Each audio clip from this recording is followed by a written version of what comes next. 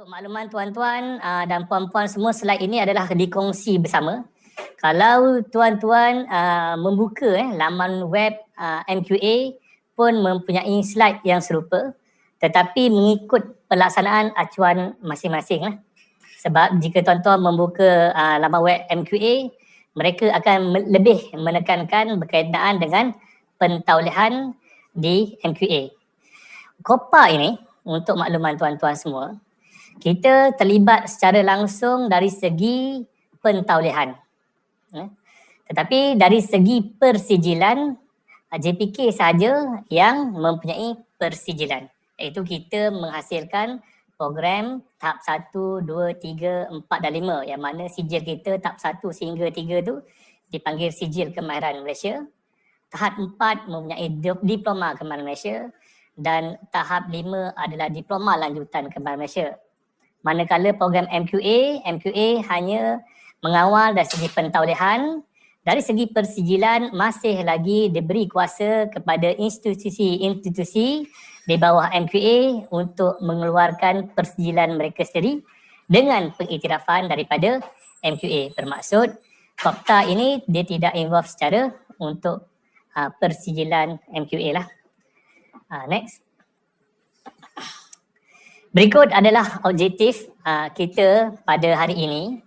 Berkenaan hari ini sebenarnya saya lebih akan menerangkan berkenaan dengan COPTIPA ni dari segi Pusat Latihan Kemahiran PLK dan juga Pusat Bertauliah. Sebab itu adalah penting untuk tuan-tuan warga JPK bagi hadir seminar pada hari ini bagi memahami bagi segi pelaksanaannya untuk penyedia latihan kemahiran. Penyedia latihan kemahiran ini bermaksud mana-mana program yang belum mendapat kelulusan di satu-satu pusat penyedia latihan kemahiran. Kita panggil PLK lah. Manakala pusat bertauliah ini bermaksud seandainya ada satu program yang telah ditaulahkan di satu-satu institusi latihan kemahiran, kita panggil pusat bertauliah. Maksudnya ada sebahagian program yang telah mendapat kelulusan daripada JPK. Jadi yang ini kita akan melihat sebab di dalam standard untuk makluman semua, COPTA ini sebagaimana Ketua Pengarah Pembangunan Kemahiran ada sebutkan di awal kalimat beliau yang mengatakan ada tujuh area yang perlu dipatuhi untuk pelaksanaan COPTA ini. 7 area ini melibatkan 107 standard.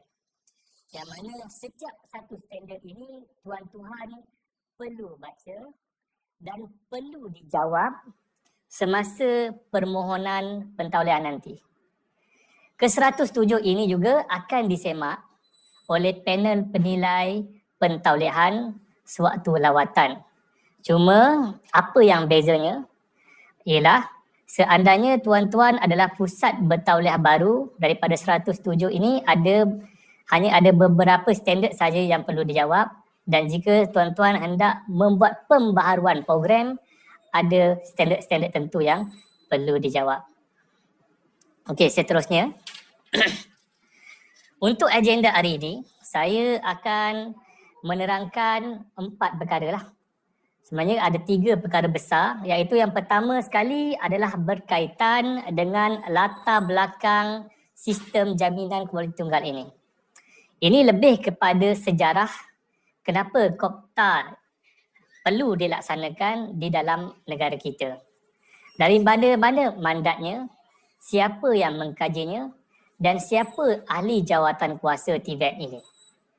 Yang keduanya adalah dari segi standard. Apabila sesuatu dokumen itu dibangunkan, dia mestilah disokong oleh trust-trust bagi menjayakan program COPTA ini. Jadi di sini sebagaimana telah disebutkan oleh saya dan juga Tuan Ketua Pengarah, maknanya ada 7 area yang sepatutnya kita kena patuhi. Yang ketiga pula, antara proses penting, yang mana proses permohonan pentaulihan secara COPTA. Dan yang terakhir adalah dari segi soalan tuan-tuan. Saya akan cuba menjawab pertanyaan tuan-tuan yang telah tuan-tuan tuliskan di ruang chatting, dan saya insyaAllah jika ada masa yang panjang, saya cuba menjawab sebanyak yang mungkin.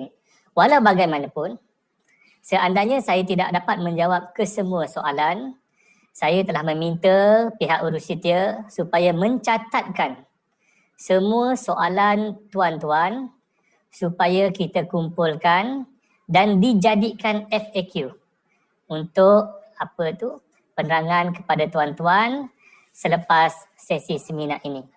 Dan saya dimaklumkan bahawa taklimat ini akan divideokan dan diemailkan kepada tuan-tuan berserta dengan jawapan-jawapan FAQ tersebut pada selepas seminar ini nanti. Seterusnya, berikut ini adalah rancangan Malaysia yang ke-11. Sebenarnya COPTA ini telah pun dibincangkan seawal tahun 2010. 2011 bermulanya mesyuarat-mesyuarat di antara JPK dan MQA. Kita telah lama membincangkan hal ini kerana terdapat pusat-pusat yang terkeliru dengan pelaksanaan pengiktirafan pentaulihan di Malaysia.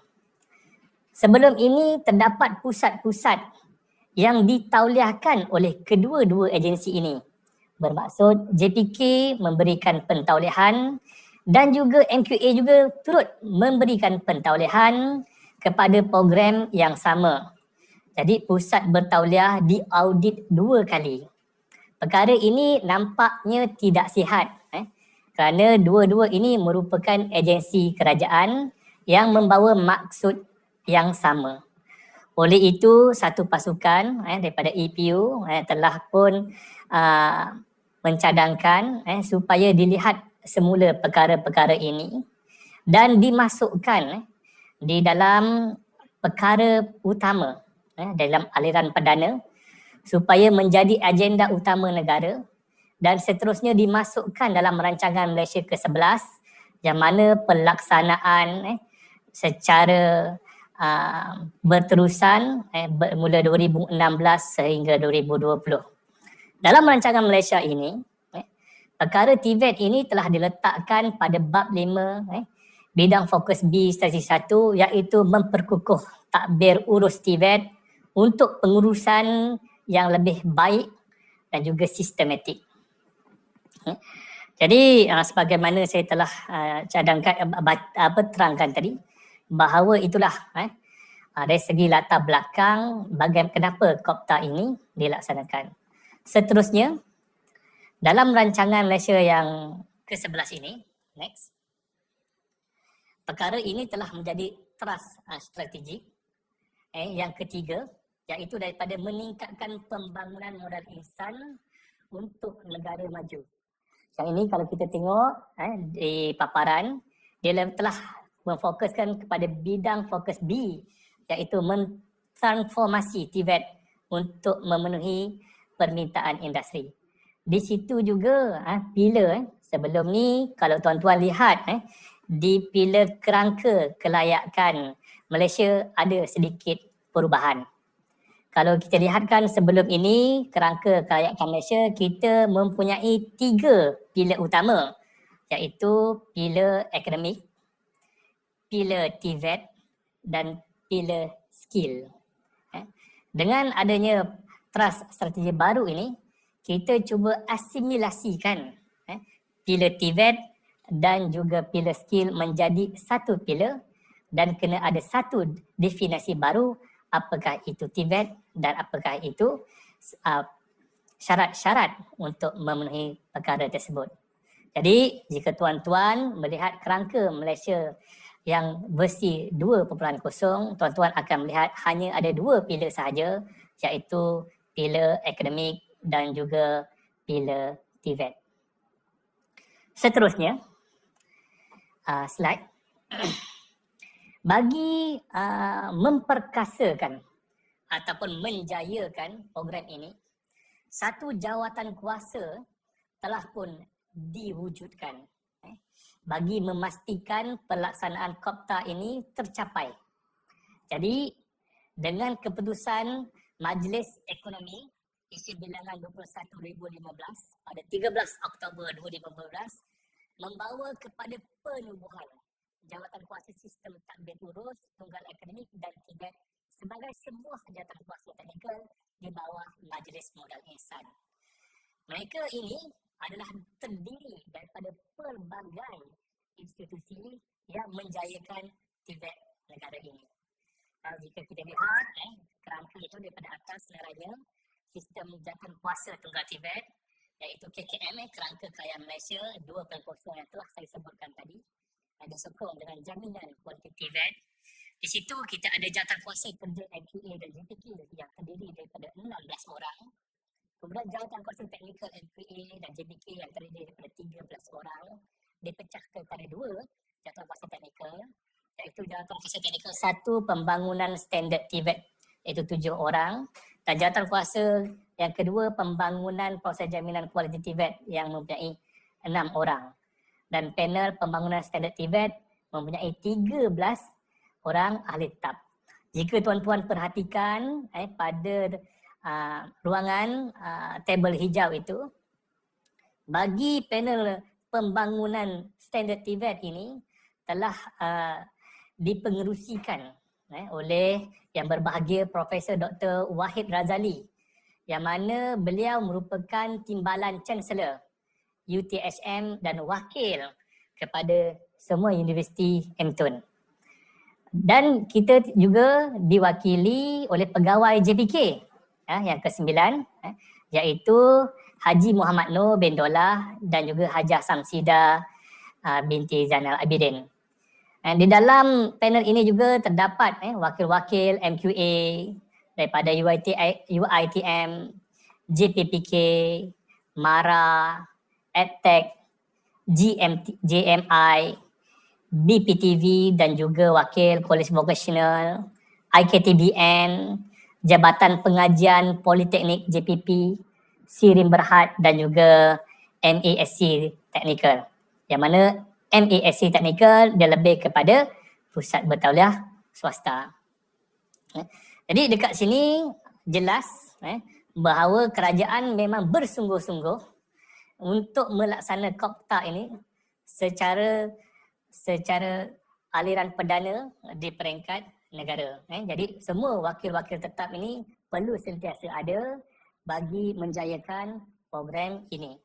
Jadi slide yang seterusnya, berikut adalah proses pembangunan sistem jaminan kualiti tunggal. Apabila jawatan kuasa tadi telah tertubuh, maka koordinasi pun telah pun dimulakan dengan sokongan daripada rancangan Malaysia yang ke-11 tadi. Bermula pada Mac 2016 sehinggalah Disember 2017 telah diadakan sebanyak 6 mesyuarat kerja dan juga 4 mesyuarat jawatan kuasa teknikal. Dari segi pembangunan pula, 4 bengkel panel standard TVET telah diadakan dan 5 mesyuarat bengkel dan juga penyelarasan telah pun dilakukan. Dari segi konsultasi dan penyelarasan, 1 sesi town hall pada Mac 2017, jika tidak silap saya telah diadakan di Marriott Putrajaya. Kemudian 2 sesi lawatan rintis pilot visit yang mana saya juga terlibat untuk pilot visit ni, yang mana bagi mewakili pentaulihan JPK, kita telah melakukan lawatan pentaulihan di pusat bertauliah bernama Despak di Petaling Jaya, yang mana lawatan ini dihadiri oleh 3 orang pegawai JPK, 2 orang panel yang dilantik untuk membuat semakan dan 3 orang pegawai MQA. Mereka telah menilai dari segi pelaksanaan pentaulihan JPK dan dari segi apa elemen-elemen yang disemak dan tata cara mesyuarat untuk pemakluman penemuan-penemuan hasil lawatan. Okay, dari segi pelaporan, daripada April 2017 hingga Disember 2017, kita telah membuat 4 pelaporan kepada Kementerian Pendidikan Tinggi, kemudian 2 kepada Kementerian Sumber Manusia dan 1 kepada Kementerian Perdagangan Antarabangsa dan Industri dan 5 kepada Unit Perancangan Ekonomi. Dari segi pelaporan-pelaporan itu, kita perlu mendapatkan pengesahan. Setelah dihantar kepada kementerian-kementerian, kita perlu mendapatkan pengesahan supaya KOPTA ini boleh diluluskan. Pertama sekali, Majlis Pembangunan Kemahiran Kebangsaan MPKK di peringkat JPK telah pun meluluskan KOPTA ini pada bilangan 4 2017 pada 20 November 2017. Disusuli oleh MQA dalam mesyuarat mereka pada bilangan 8 2017 pada 4 Disember 2017. Selepas MQA dan JPK memperakukan dokumen KOPTA ini, satu mesyuarat Jawatankuasa Teknikal Majlis Modal Insan EPU yang secara keseluruhannya melihat program ini telah meluluskan KOPTA ini pada 9 Februari 2018. Seterusnya, dalam masa kurang daripada setahun daripada tempoh itu, dokumen ini telah pun diangkat ke Kabinet Jemaah Menteri dan mendapat kelulusan daripada Jemaah Menteri supaya KOPTA ini boleh digunakan di peringkat negara pada 30 Januari 2019.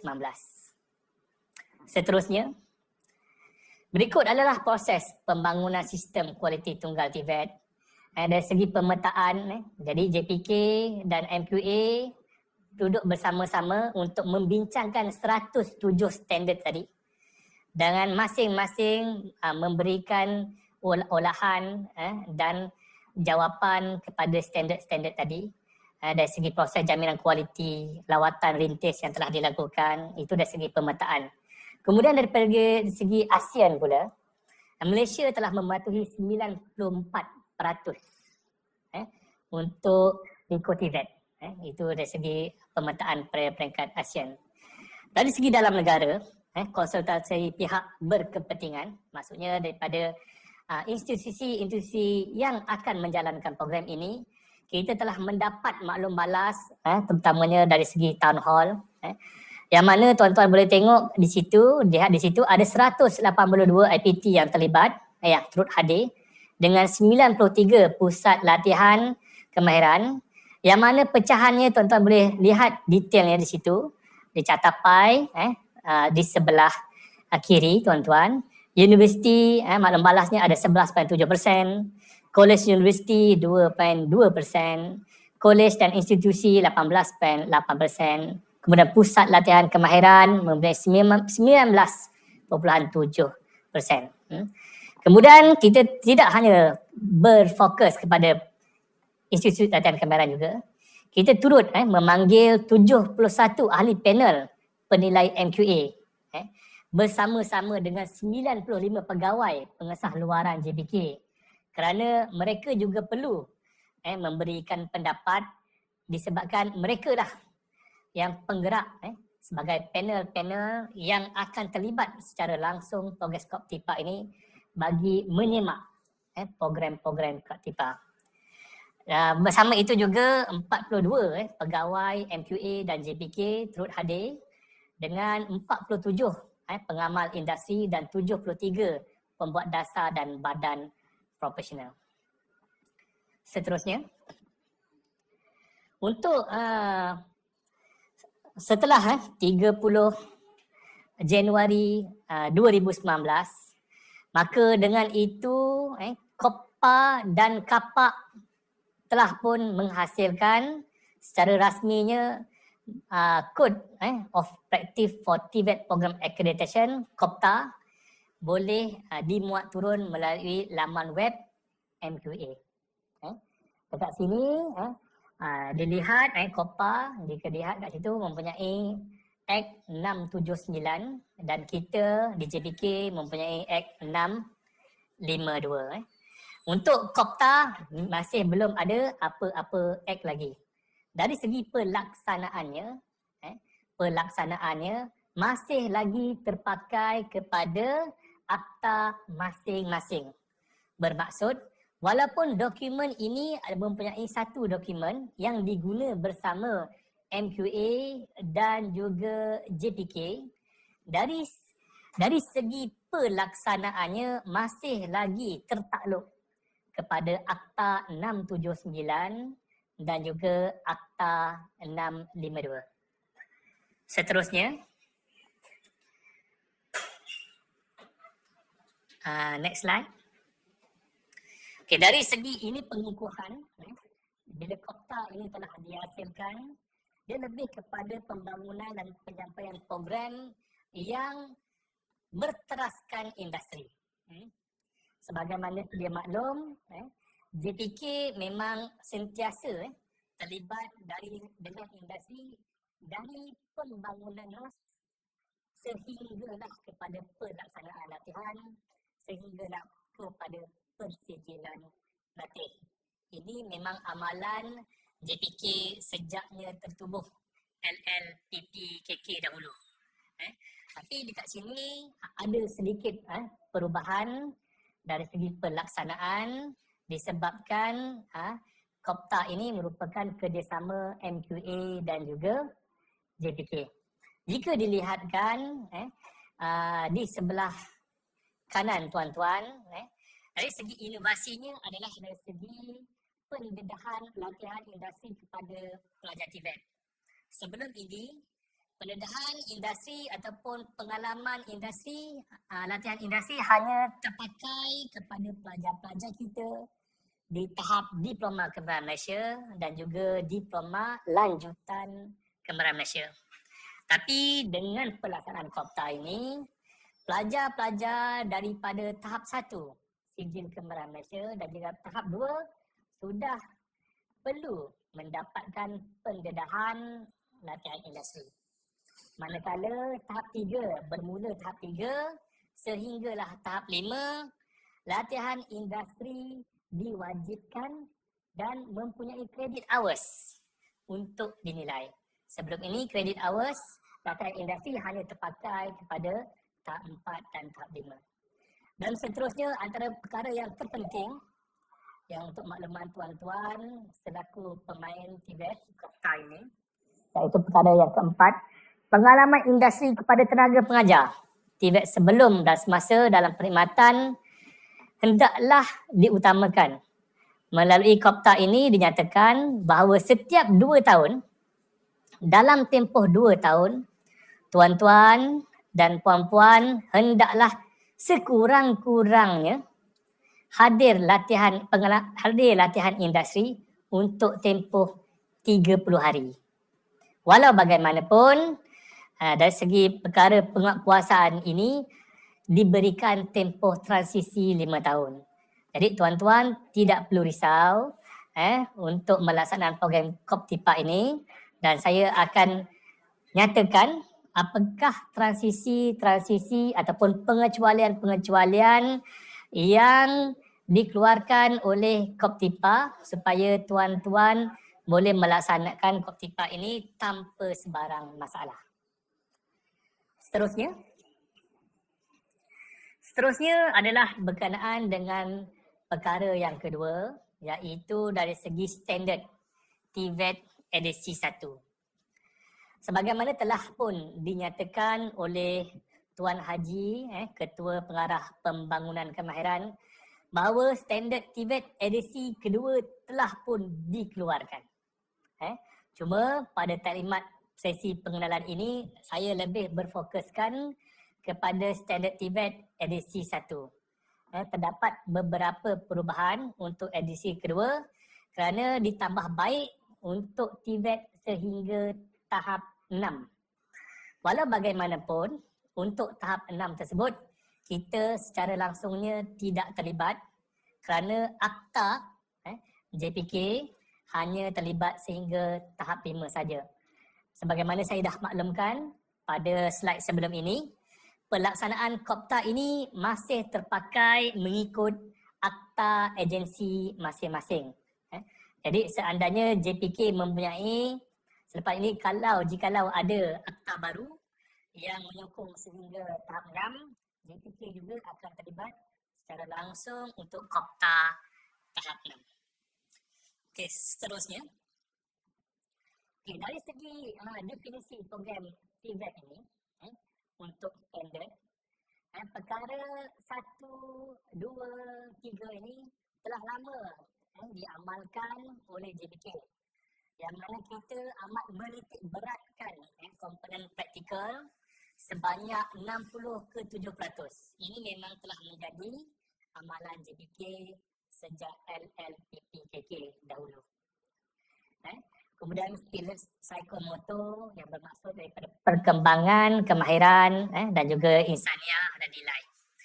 Yang perkara barunya iaitu melalui pendedahan industri tahap 2 dan tahap 1 dan tahap 2. Kemudian yang perkara kelima juga perkara baru iaitu mengenai komponen latihan industri terutama untuk tahap 3, kemudian tahap 4 dan tahap 5. Dan yang perkara keenam mengandungi projek TVET. Maksudnya ini untuk melahirkan kreativiti pelajar-pelajar kita dalam membangunkan projek-projek secara TVET. Sebelum ini kita ada projek tahun akhir. Kita panggil PTA. Yang mana projek ini kita lebih tekankan kepada pelajar-pelajar kita di tahap diploma kemahiran Malaysia dan diploma lanjutan kemahiran Malaysia. Seterusnya, ini adalah 7 area yang selalu disebut oleh saya dan juga telah disebut oleh Tuan Haji KPPK, yang mana pecahan 107 standard ini adalah sebagaimana berikut. Sebagaimana yang perkara pertama iaitu dari segi program development, pembangunan program dan juga penyampaian. Mempunyai 19 standard. Yang mana standard ini meliputi kepada program-program mengikut tahap difficulty of level of difficulty. Jadi kat sini dia lebih kepada bagaimana hendak membangunkan satu program. Suka ceritanya untuk program kita dari segi development, kita JPK telah membantu pusat-pusat bertaulah kita kerana JPK telah pun membangunkan NOS. Jadi untuk pusat-pusat kita adalah menjadi lebih mudah kerana mereka hanya perlu merujuk NOS untuk pembangunan BIM.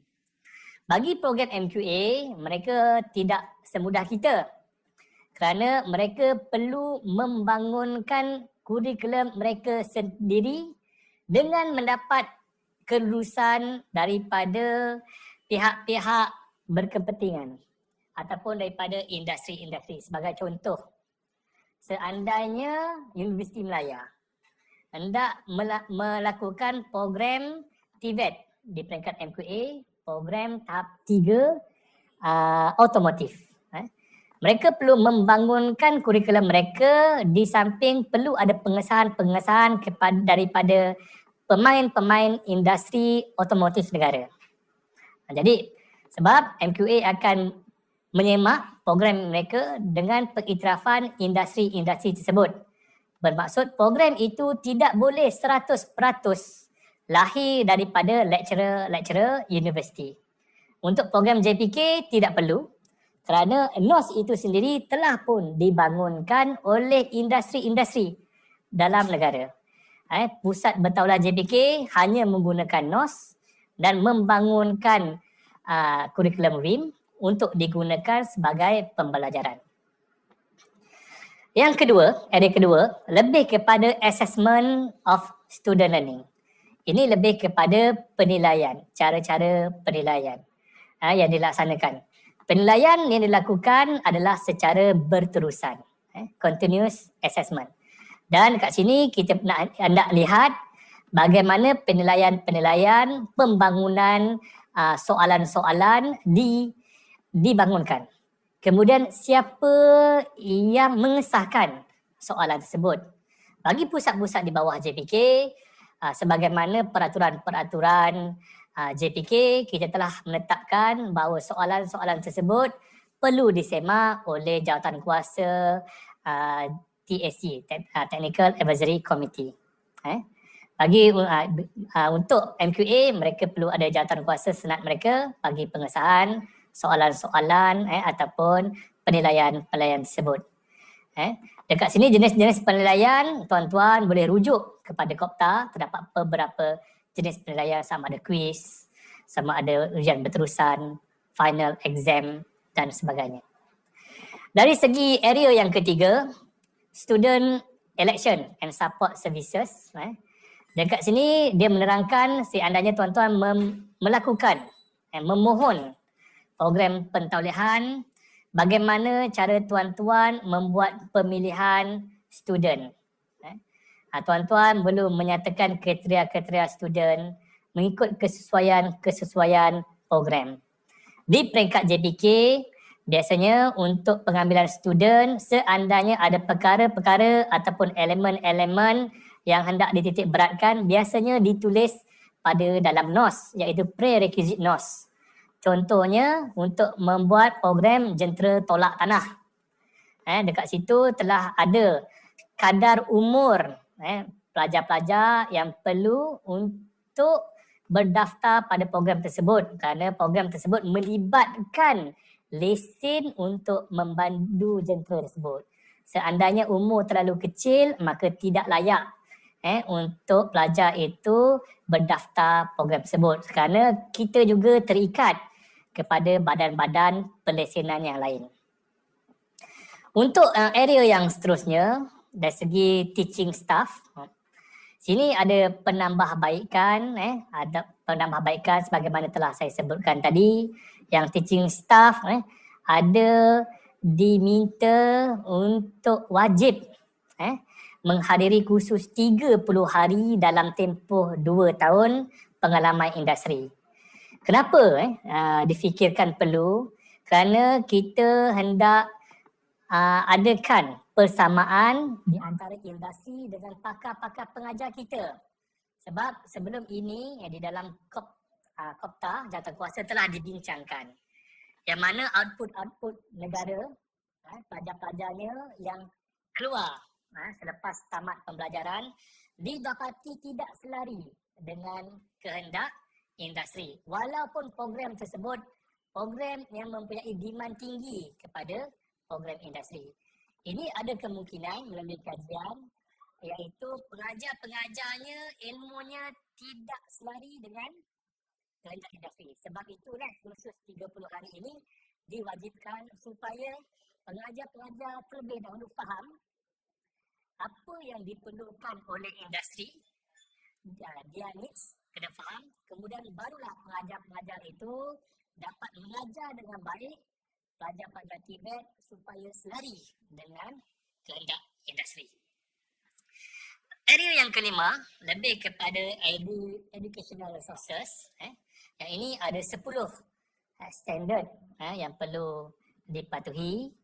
Dan seterusnya, area ke-6 dari segi pengurusan program, ada 15 standard. Kemudian perkara yang ke-11, area yang ke-7 ada 11 standard yang perlu dipatuhi. Dari segi program monitoring, review ni dia lebih kepada penambahbaikan. Seandainya tuan-tuan telah jalankan program itu selama 2 tahun ataupun 3 tahun ataupun 5 tahun. Adakah tuan-tuan masih menggunakan plan mengajar yang sama? Ataupun tuan-tuan telah membuat penambahbaikan daripada hasil penemuan pelajar-pelajar tuan sebelum ini? Begitu juga dengan soalan-soalan. Adakah selama 5 tahun ni tuan-tuan menggunakan soalan yang sama saja? Tiada perubahan. Bermaksud, jika pelajar-pelajar itu nak menjawab soalan, mereka boleh tanya senior-senior mereka kerana jawapan dan soalan mereka adalah sama. Sebab itu, program monitoring and review adalah sangat penting bagi menjayakan program area ke-7 ini. Okay, seterusnya. Next slide. Seterusnya dari segi perkara-perkara penting yang tuan-tuan kena ambil maklum berkenaan Kopta. Yang tadi 107 standard itu adalah terlalu banyak untuk tuan-tuan baca. Walau bagaimana tuan-tuan wajib membacanya dan fahami. Tapi yang perkara yang ada dalam slide ini merupakan gist kepada 107 program tadi. Yang mana ada 8 perkara kat sini, iaitu dimulai dengan TVET Learning Outcome. Yang mana terdiri daripada 5 dia punya content. Daripada knowledge, kemudian daripada cognitive skill, function work skill, personal dan entrepreneurial skill, ethics and professionalism. Kemudian yang keduanya adalah dari segi teaching staff. Yang ini tuan-tuan saya pun telah menerangkan beberapa kali, dan tuan-tuan jangan risau sebab kita mempunyai transisi, tempoh transisi yang mana dikuatkuasakan sepenuhnya selepas 5 tahun, iaitu pada tahun 2026 nanti. Dari segi Quality Assurance Principle and Malaysia Qualification Framework (MQF), terdapat beberapa prinsipal dari segi governance, quality assurance processes, kemudian daripada relationship between quality body dengan TVET providers. Kemudian daripada student assessment, telah saya nyatakan tadi, boleh kepada 100% continuous assessment, yang mana student assessment ni akan diterangkan lebih terperinci pada taklimat kedua ini nanti. Sebab saya percaya Dr. Alina akan membentangkan sehingga kepada kredit untuk setiap program nanti. Dari segi entry requirement, ini lebih kepada articulation, yang mana mendapat persetujuan untuk level 4 MQF ini, TVET boleh pergi kepada program bachelor. Sebab tu kalau tengokkan untuk edisi kedua Kopta, telah dibangunkan sehingga level 6, iaitu level bachelor. Ini adalah kesinambungan pelajar-pelajar kita. Sebab trend rakyat Malaysia, mereka sebolehnya ingin mencapai tahap tertinggi dari segi pengiktirafan persijilan mereka. Yang ketujuh, keenam, lebih kepada TVET Curriculum and Delivery. Maksudnya 70% amali dan 30% lagi teori. Dari segi facilities, ini amat penting juga untuk tuan-tuan maklum. Mungkin ini berita gembira, berita baik untuk tuan-tuan. Untuk Kopta ini kita membenarkan sehingga 40% kerjasama dari segi equipment ataupun peralatan dan juga tempat untuk tuan-tuan berkongsi. Sebagai contoh, Pusat A menjalankan program pembuatan. Walau bagaimanapun, jika dilihat Pusat A dia tidak mempunyai cukup mesin CNC contohnya, maka Pusat A boleh mengadakan kerjasama dengan industri-industri atau dengan institusi-institusi yang mempunyai mesin CNC tersebut. Dan JPK dan MQA akan melihat memperhalusi MOU tersebut dengan kaedah penjadualan, win-win situation dan sebagainya. Sebab kita akan lihat dari segi tempoh masa pembelajaran MOU tersebut, siapa pengajarannya, dari segi yuran mungkin dikenakan untuk peminjaman, penyewaan mesin-mesin tersebut. Dan kita akan lihat juga jika berlaku di institusi-institusi lain, kita akan pastikan bahawa jadual mereka yang memberi pinjam tidak bertindan dengan jadual mereka yang hendak meminjam. Itu dari segi pihak MQA dan JPK lah. Dan yang terakhir sekali dari segi Quality Assurance TVET Coordination, ini lebih kepada JPK dan MQA, yang mana JPK dan MQA akan sentiasa bersama sepanjang proses ini kerana kita mempunyai mesyuarat JTC, Joint Technical Committee, untuk menambah baik ataupun untuk mengubah polisi-polisi sedia ada di dalam Kopta ini. Jadi mana-mana program ini seandainya telah ditauliahkan mengikut Kopta, tuan-tuan boleh memohon untuk didaftarkan di dalam MQR, Malaysian Qualification Register. Yang ini tuan-tuan perlu memohon kepada MQA dan mempunyai bayaran. Bayaran ini tidak kepada JPK tetapi kepada MQA kerana data tersebut adalah data yang disimpan di dalam database MQA. Seterusnya, ini adalah contoh. Contoh yang mana German Malaysian Institute, GMI, sebelum ini menjalankan kedua-dua program. Program JPK pun ada, program MQA pun ada. Cuma sebelum ni program JPK tidak boleh didaftarkan ke dalam MQR. Tapi ini adalah contoh yang saya akan tunjuk mengatakan German Malaysia Institute telah pun mendaftar MQR dengan kod dia. Kalau tengok tu, kod dia warna merah tu, TVET Q. TVET Q, QF. Nanti saya akan terangkan berkenaan dengan apa maksud, bagaimana hendak membezakan program itu ditauliahkan oleh JPK dan program itu ditauliahkan oleh MQA di dalam MQR. Okey, seterusnya. Okay, ini slide area yang terakhir. Dan saya rasa antara yang terpenting lah yang tuan-tuan tunggukan, iaitu lebih kepada proses permohonan.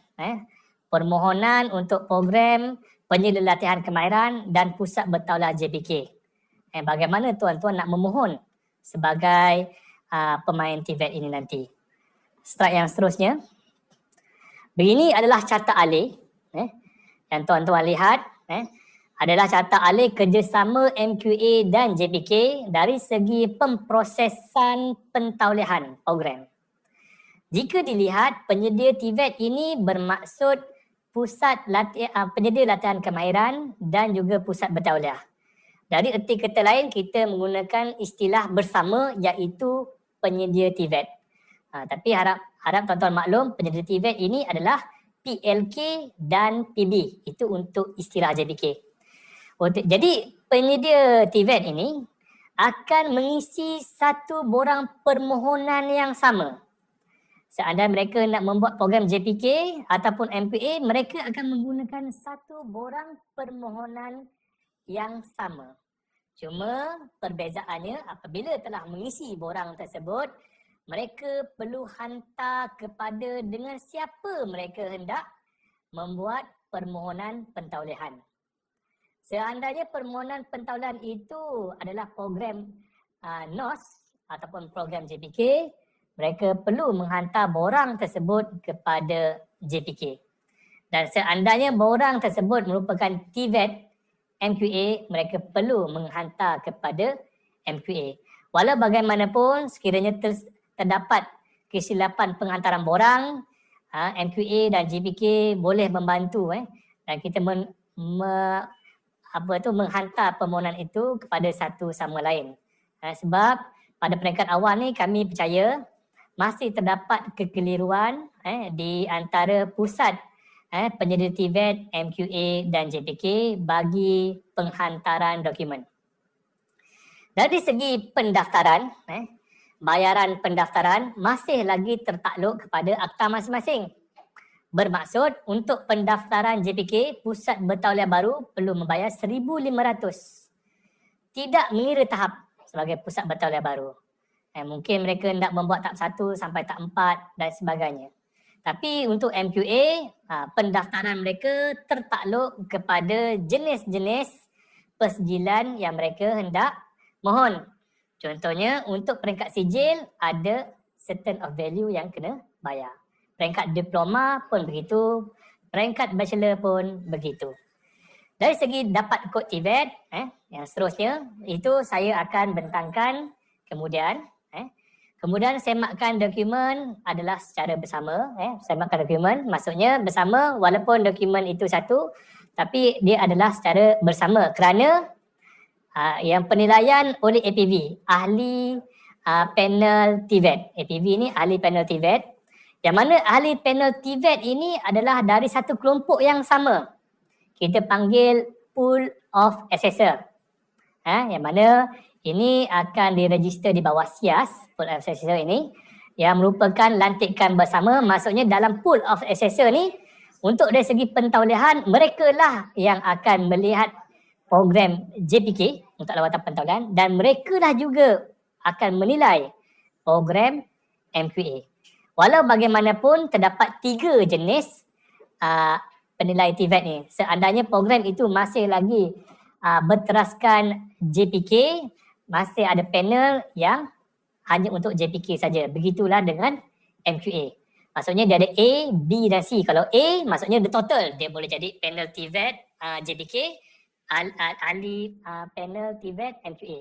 Yang B cuma panel JPK saja. Yang C hanya panel MQA saja. Walau bagaimanapun dari segi transisi kita akan menjadikan yang B dan C itu semuanya kita akan jadikan A.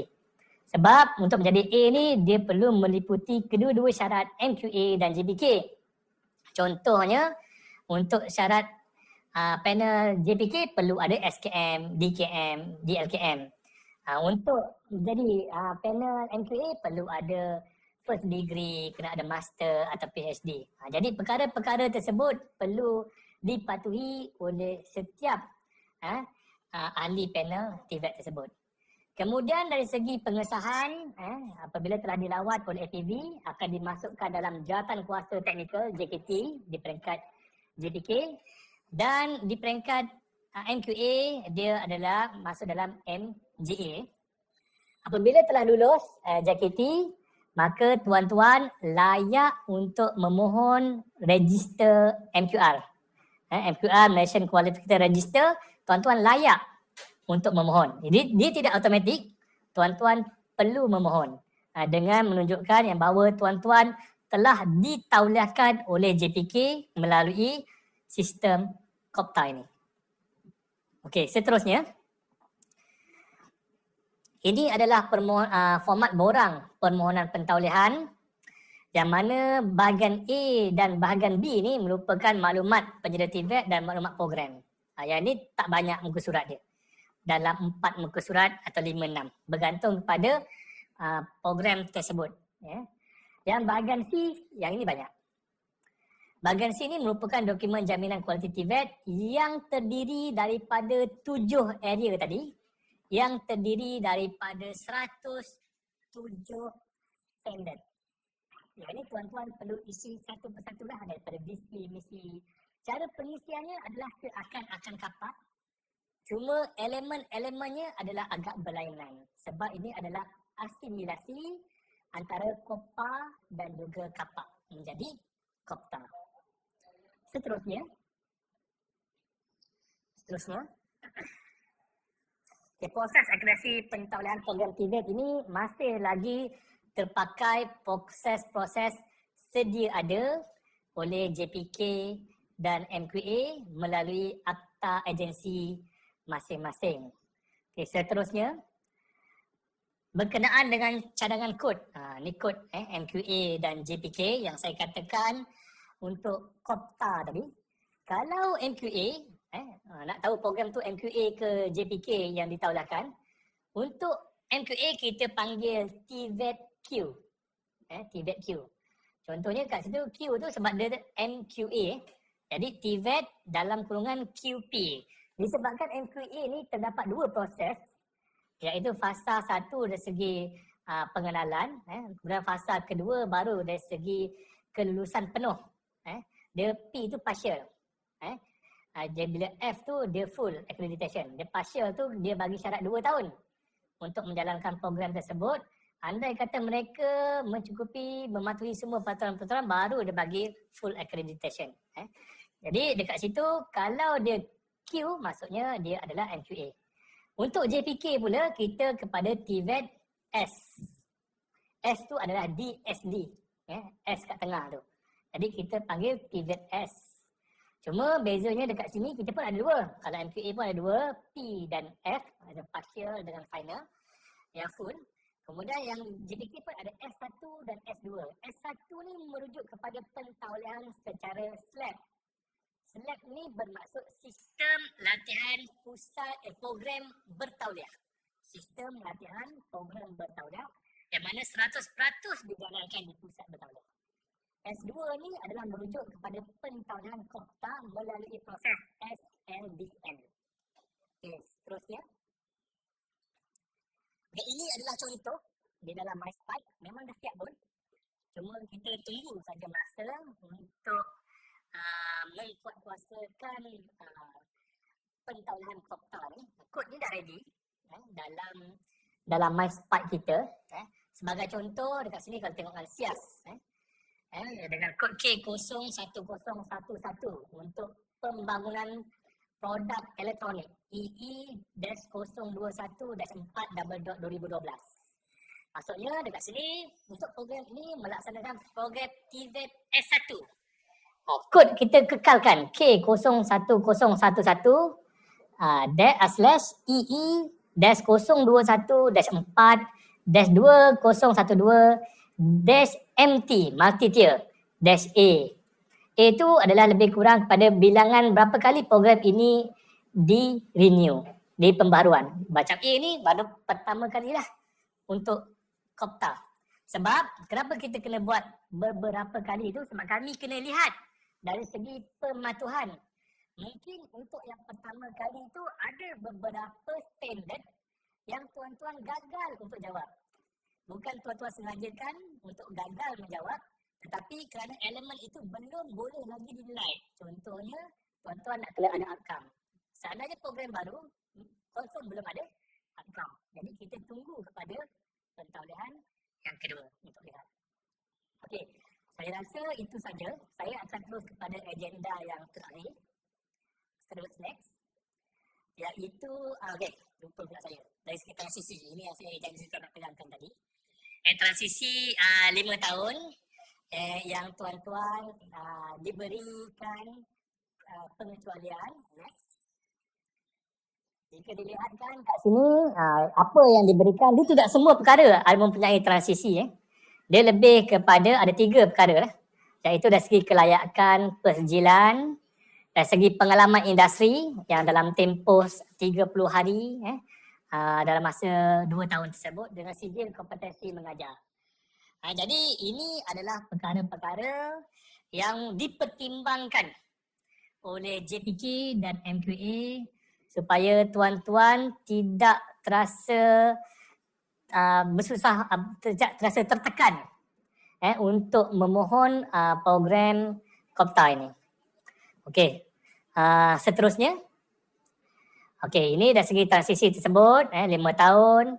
Pengiraan 5 tahun ini bermula daripada tahun ini.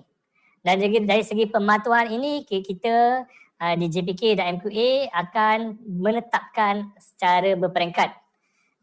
Maksudnya di antara 3 perkara tadi mana kena kuat-kuasakan dulu. Seandainya telah fulfill, kita terus kuat-kuasakanlah sepenuhnya dan sebagainya. Okey, seterusnya perkara terakhir iaitu dari segi section soal dan jawab. Saya tengok urus setia dah angkat macam-macam nombor kat saya nak minta saya stop, saya minta maaf lah sebab saya suka bagi ceramah sebenarnya. Okey. Okey, saya cuba lihatlah. Ni ada beberapa soalan yang telah sampai kepada saya Saya tengok ni Encik Tarmizi Kita buka kepada soalan Saya bacakan soalannya. Bertanyakan kepada soalannya, bentuk adakah program yang telah mendapat pentaulihan program kapak dalam bidang tertentu wajib dinilai semula untuk kopta. Saya cuba fahamkan, mungkin maksudnya sekarang ni pentaulihan ni dah dapat. Tapi disebabkan JPK tadi katakan penguatkuasaan kopta, bagaimana? Jadi dekat sini untuk dinilai semula kopta adalah tidak jawapannya. Maksudnya proses pentaulihan kopta hanya terpakai kepada permohonan pembaruan program dan program baru. Maksudnya seandainya tuan-tuan dah mendapat pentaulihan secara kapak, tuan-tuan boleh teruskan program tersebut sehingga tamat pentaulihan. Tapi seandainya tuan-tuan benar-benar berminat dengan program kopta ini, tuan-tuan boleh memohon supaya kita convertkan daripada kapak kepada kopta. Walau bagaimanapun, suka saya ingatkan tadi, tuan-tuan boleh kekal sebagai kapak, pentaulian kapak sehingga tamat pentaulian. Seterusnya daripada Puan Liana. Dekat sini dia kata jika sesuatu program dalam masa terdekat ataupun sedang melalui semakan ataupun penilaian pentaulian secara kapak, adakah wajib ditukar permohonan kepada Kopta? Yang ini melalui kefahaman saya. Soalan ni nak tanya berkenaan dengan mereka ni dah submit permohonan kepada JPK. Adakah dalam proses submit tu mereka perlu berubah, kena tarik balik permohonan tersebut dan ubah kepada Kopta? Jawapannya dekat sini untuk makluman tidak. Tuan-tuan yang mana telah hantar dokumen tersebut boleh meneruskan permohonan secara kapak tanpa perlu meminda kepada Kopta. Jadi okay, saya rasa saya boleh pick up satu lagi soalan terakhir. Dan saya tengok dalam list ni, saya rasa ini merupakan soalan yang paling hangat lah. Iaitu, bilakah tarikh permohonan pentaulian Kopta wajib dimohon? Ini susah dia nak jawab. Okay? Tapi walau bagaimanapun, sebagaimana telah diumumkan oleh moderator, dari segi penguasaannya pada 1 Februari lah. Dan telah dibaca tadi oleh mereka. Sebenarnya dari segi pelaksanaan Kopta ni, kita dah buat trial kepada institusi-institusi awam tapi lebih kepada pelaksanaan. Dari segi pentaulihan kita belum buat lagi. Dari segi pelaksanaan kita telah membuat sebab pelaksanaan Kopta ni, sebahagian daripada pelaksanaan Kopta ni adalah sistem kredit. Sistem kredit yang mana tuan-tuan pun maklum, JPK pun telah pun jalankan sistem kredit. Maksudnya kita dah buat trial sistem kredit tu, tapi dari segi permohonan pentaulihan, kita masih belum lagi laksanakan.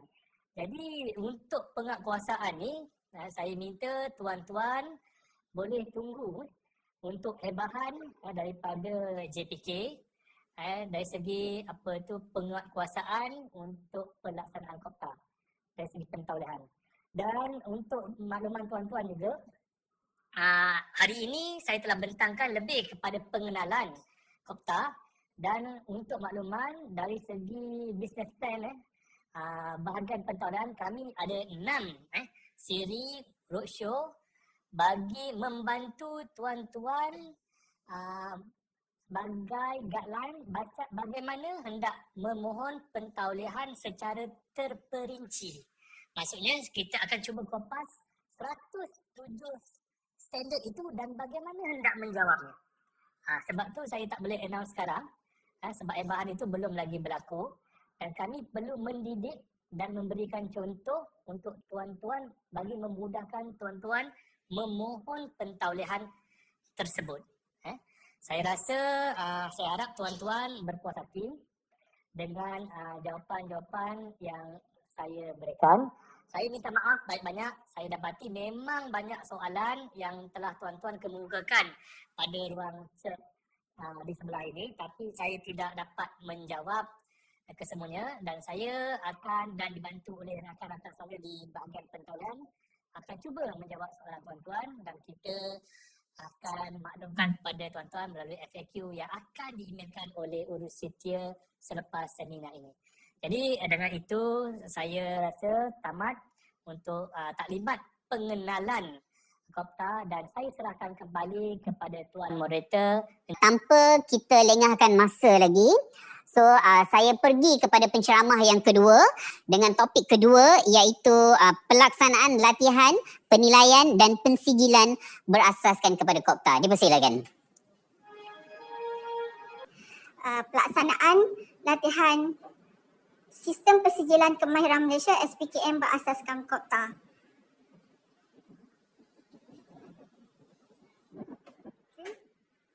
Boleh di-sharekan saya punya slide. Dan untuk slot yang kedua ini saya akan memfokus kepada penerangan mengenai kaedah, polisi dan dasar pelaksanaan latihan SPKM berasaskan Kopta version 2 kepada tuan-puan semua.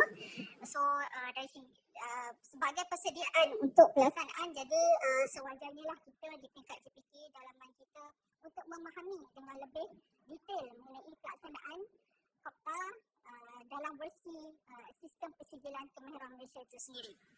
Okey. Seterusnya, slide.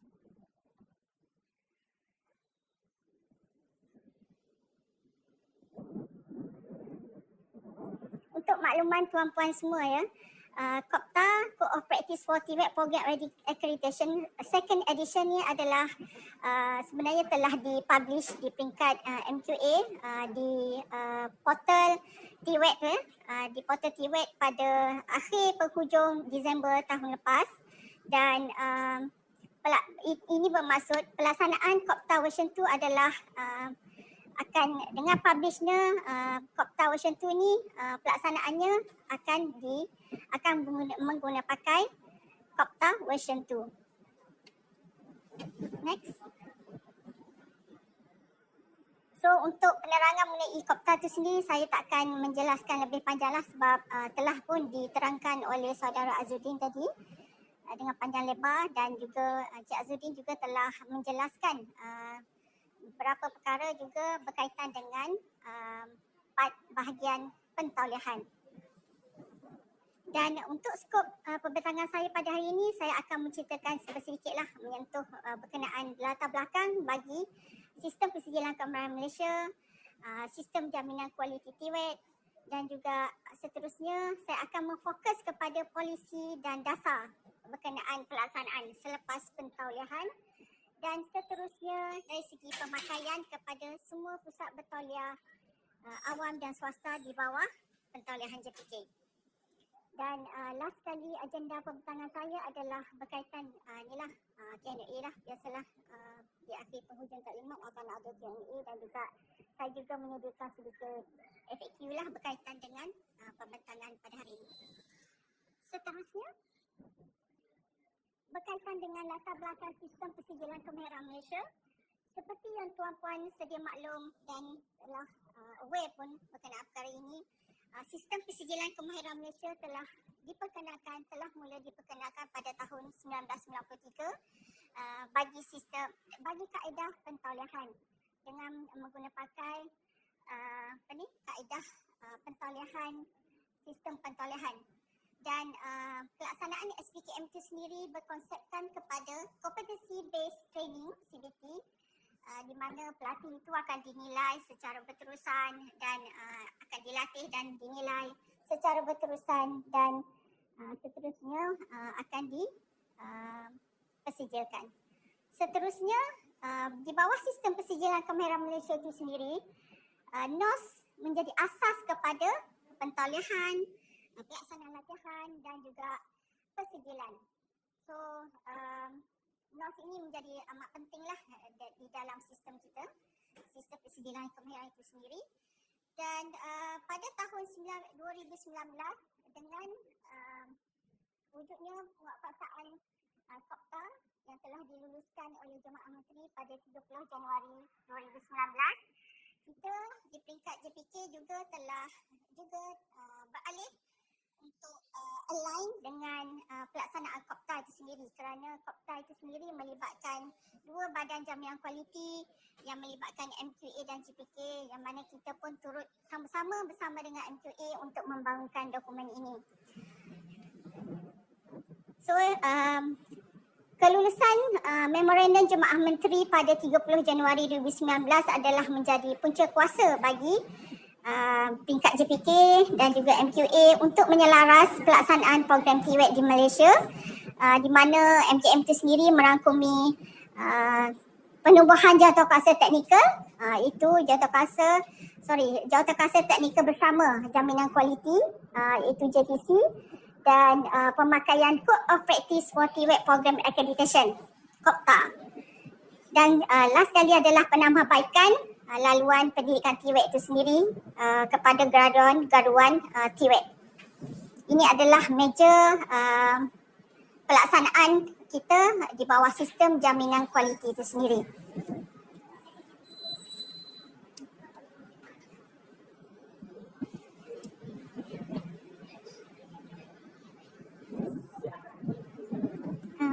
Maaf ya, slide sebelum ni.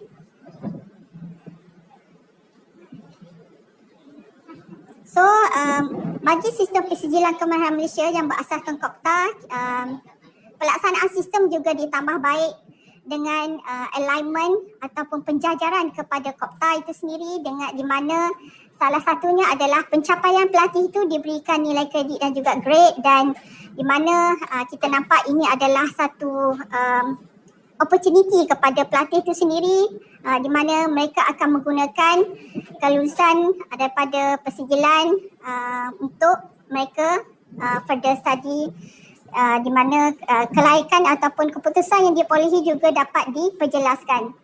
Kalau sebelum ni di peringkat sistem persijilan kemahiran Malaysia dia menggunakan terampil dan tidak terampil kan, belum terampil. So untuk selepas ini dengan pelaksanaan tambah baik grading dan sebagainya, pelatih akan diperjelaskan dari segi keputusan dia. Okay. Seterusnya, Code of Practice for TVET Program Accreditation itu sendiri, dia sebenarnya menggariskan skop program TVET dan standard minimum bagi penawaran program TVET di Malaysia, sama ada di bawah MQA ataupun JPK, semuanya perlu menggunakan pakai standard yang sama. KOPTA adalah merupakan national document yang perlu dipatuhi oleh semua penyedia TVET di Malaysia, sama ada program TVET di institusi pengajian tinggi, sekiranya mereka claim program itu adalah program TVET, mereka perlu merujuk kepada kitab yang sama, iaitu dokumen KOPTA. Seterusnya, Code of Practice itu sendiri, kalau kita tengok dia terbahagi kepada 3 section utama, iaitu section yang pertama adalah menggariskan prinsip-prinsip jaminan kualiti bagi yang merujuk kepada MQF, Malaysia Qualification Framework, di mana 7 area yang digariskan di dalam dokumen KOPTA itu sendiri adalah berasaskan kepada 7 area kualiti yang diguna pakai di Malaysia. Section yang kedua adalah standard TVET, di mana 7 area tadi telah diperjelaskan daripada area 1 sampai area 7.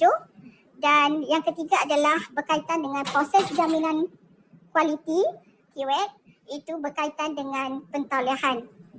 Proses macam mana pihak JPK dan MQA mentauliahkan program-program masing-masing di bawah purview masing-masing untuk program TVET. Seperti yang kita tahu, program MQA dan JPK, dia punya pentauliahan merujuk kepada akta masing-masing, di mana akta MQA 679 dan akta JPK 652, dan masing-masing mempunyai advantage masing-masing. Dan contohnya kita punya pentauliahan di bawah JPK, kita mempunyai pentauliahan melalui proses-proses pentauliahan yang perlu dipatuhi oleh JPK. Dan di dalam akta yang 52 yang membezakan antara pentauliahan MQA dan JPK, MQA mentauliahkan agensi ataupun PPT, penyedia pendidikan TVET, dengan sekali macam mana institusi itu boleh menganugerahkan persijilan dia sendiri. Dan berbeza dengan akta 52 di bawah JPK, pentauliahan di bawah JPK dan juga sehingga persijilan di bawah JPK.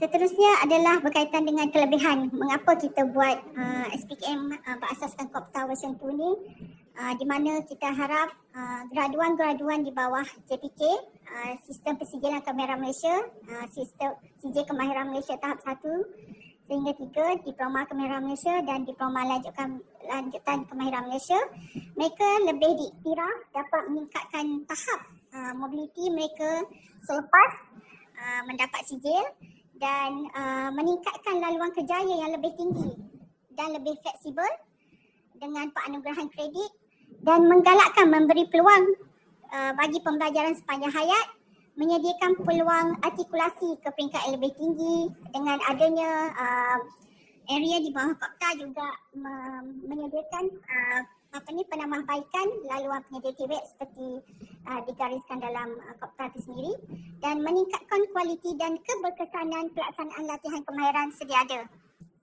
Kat sini diselaraskanlah dari segi macam mana kita menilai dan juga melaksanakan assessment kepada penyedia web kepada pelatih. Seterusnya untuk slide taklimat saya pada pagi ini juga saya akan memfokus kepada 3 area utama iaitu area 1 program development and delivery, area 2 assessment of student learning dan juga area ketiga student selection and support service. Ini saya akan menerangkan dari segi polisi dan dasar semasa lah yang telah mendapat kelulusan KPPJ bagi tujuan pelaksanaan.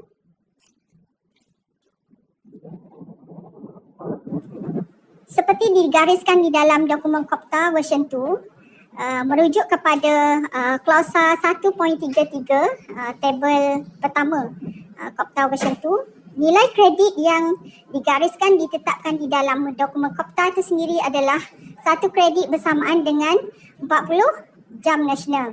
So, dari segi penyelarasan ini kalau dulu kita pernah pada tahun 2012 telah pun memperkenalkan sistem kredit kita di bawah SPKM di mana pada masa tu 1 kredit bersamaan dengan 10 jam nasional.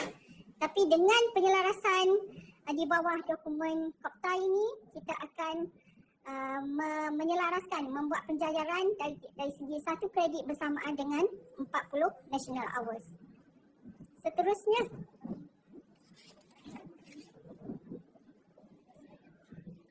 merujuk kepada klausa 1.33 tabel kedua KOPTA, tuan-puan yang di atas talian juga boleh merujuk kepada dokumen KOPTA. Kat sini saya tak ada show lah dekat sini ya. Boleh merujuk kepada dokumen KOPTA itu sendiri di mana klausa 1.33 menggariskan struktur kurikulum program TWET hendaklah berasaskan kepada beberapa komponen. Pertamanya adalah mesti ada modul wajib, modul wajib yang terdiri daripada core abilities modul penyedia TWET. Ini ada 2 fall di bawah modul wajib, iaitu dalam dokumen KOPTA itu sendiri dipanggil compulsory module. Okey, untuk makluman juga kalau tahap 1 sehingga tahap 3 hanya tahap 1 dan tahap 2 hanya JPK sahaja yang melaksanakan ya. Yang kalau di bawah program di bawah MQA, mereka akan bermula dengan tahap 3 dan sehingga seterusnya, sehingga tahap 6 lah. Seterusnya bagi modul kedua iaitu modul bidang teras, iaitu praktikal lah, technical punya modul iaitu NOS. Seterusnya yang ketiga adalah komponen bagi pendedahan industri iaitu untuk tahap 1 dan tahap 2 dan juga latihan industri bagi tahap 3 sehingga tahap 5.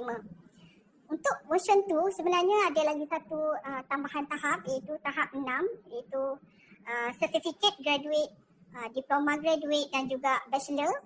Yang tu saya tak ada dibentangkan di sini sebab memang tidak berkaitan dengan kita lah selagi pindaan akta tidak dibuatkan. Seterusnya, next slide.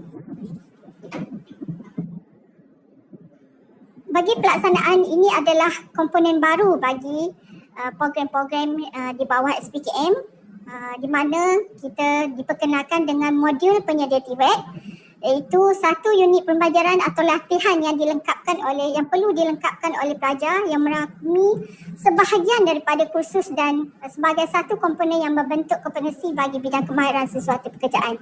Ini adalah merupakan nilai tambah bagi pelatih. So, antara pilihan-pilihan yang boleh dibuat adalah contohnya kalau sebelum ni di peringkat SPKM, NOS kita mempunyai terdiri daripada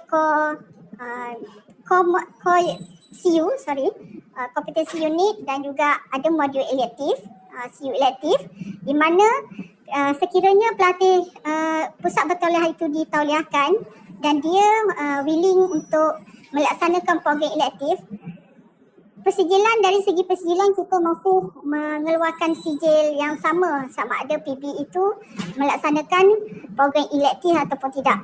So ini agak macam kerugian lah kepada peringkat PB itu kepada pelatih itu sendiri, kerana dia pun melaksanakan ekstra daripada yang pelatih biasa kan, pelatih di bawah PB yang tidak melaksanakan program elektif, dan persijilan pun diberi yang sama saja. So kat sini tiada nilai kredit diberikan kepada pelatih tersebut walaupun dia melalui tambahan modul di peringkat latihan di PB.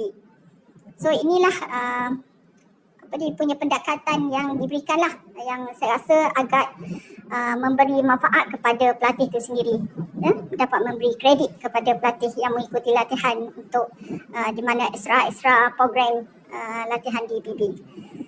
Antara modul penyedia keyword yang boleh dilaksanakan oleh PB buat masa ini adalah mana-mana CU elektif bagi NOS format CU atau duty bagi NOS format duty dalam kumpulan MC yang sama.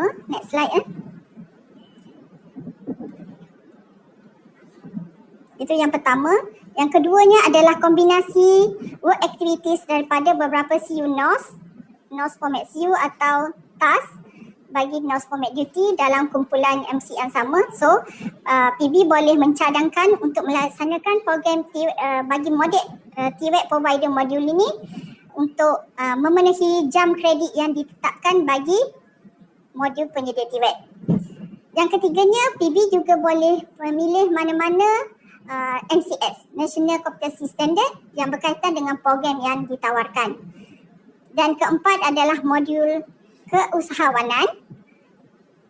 Yang kelima adalah mata pelajaran umum, contohnya kalau dia nak buat ekstra untuk kepada pelatih, mata pelajaran bahasa Inggeris, pendidikan Islam, matematik dan sebagainya. So ini boleh dicadangkan bagi item nombor 5 ya.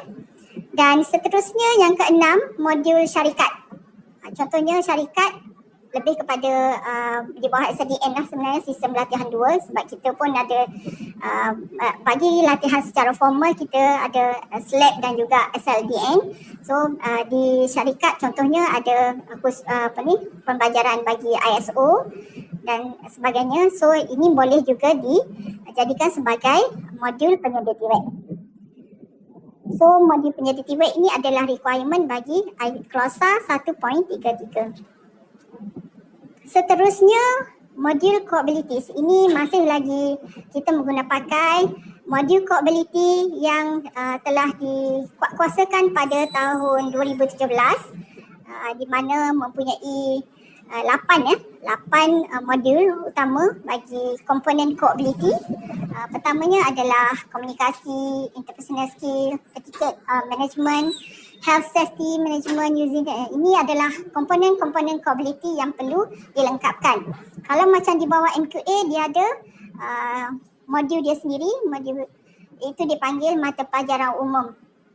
Ini di bawah pentaulihan MQA lah. So di bawah JPK kita pakai core abilities dan tambahan modul penyedia TWAC di bawah modul wajib. So tempoh jam bagi pelaksanaan mengikut tahap daripada tahap 1 sampai tahap 5 adalah seperti row di bawah tu ya. Tahap 1 40 jam, level 2 40 jam, tahap 3 sehingga tahap 5 adalah 80 jam. Di mana kalau seperti slide sebelumnya, 1 kredit adalah bersamaan dengan 40 jam. So di sini pada tahap 1 dia adalah bersamaan dengan 1 kredit. Seterusnya,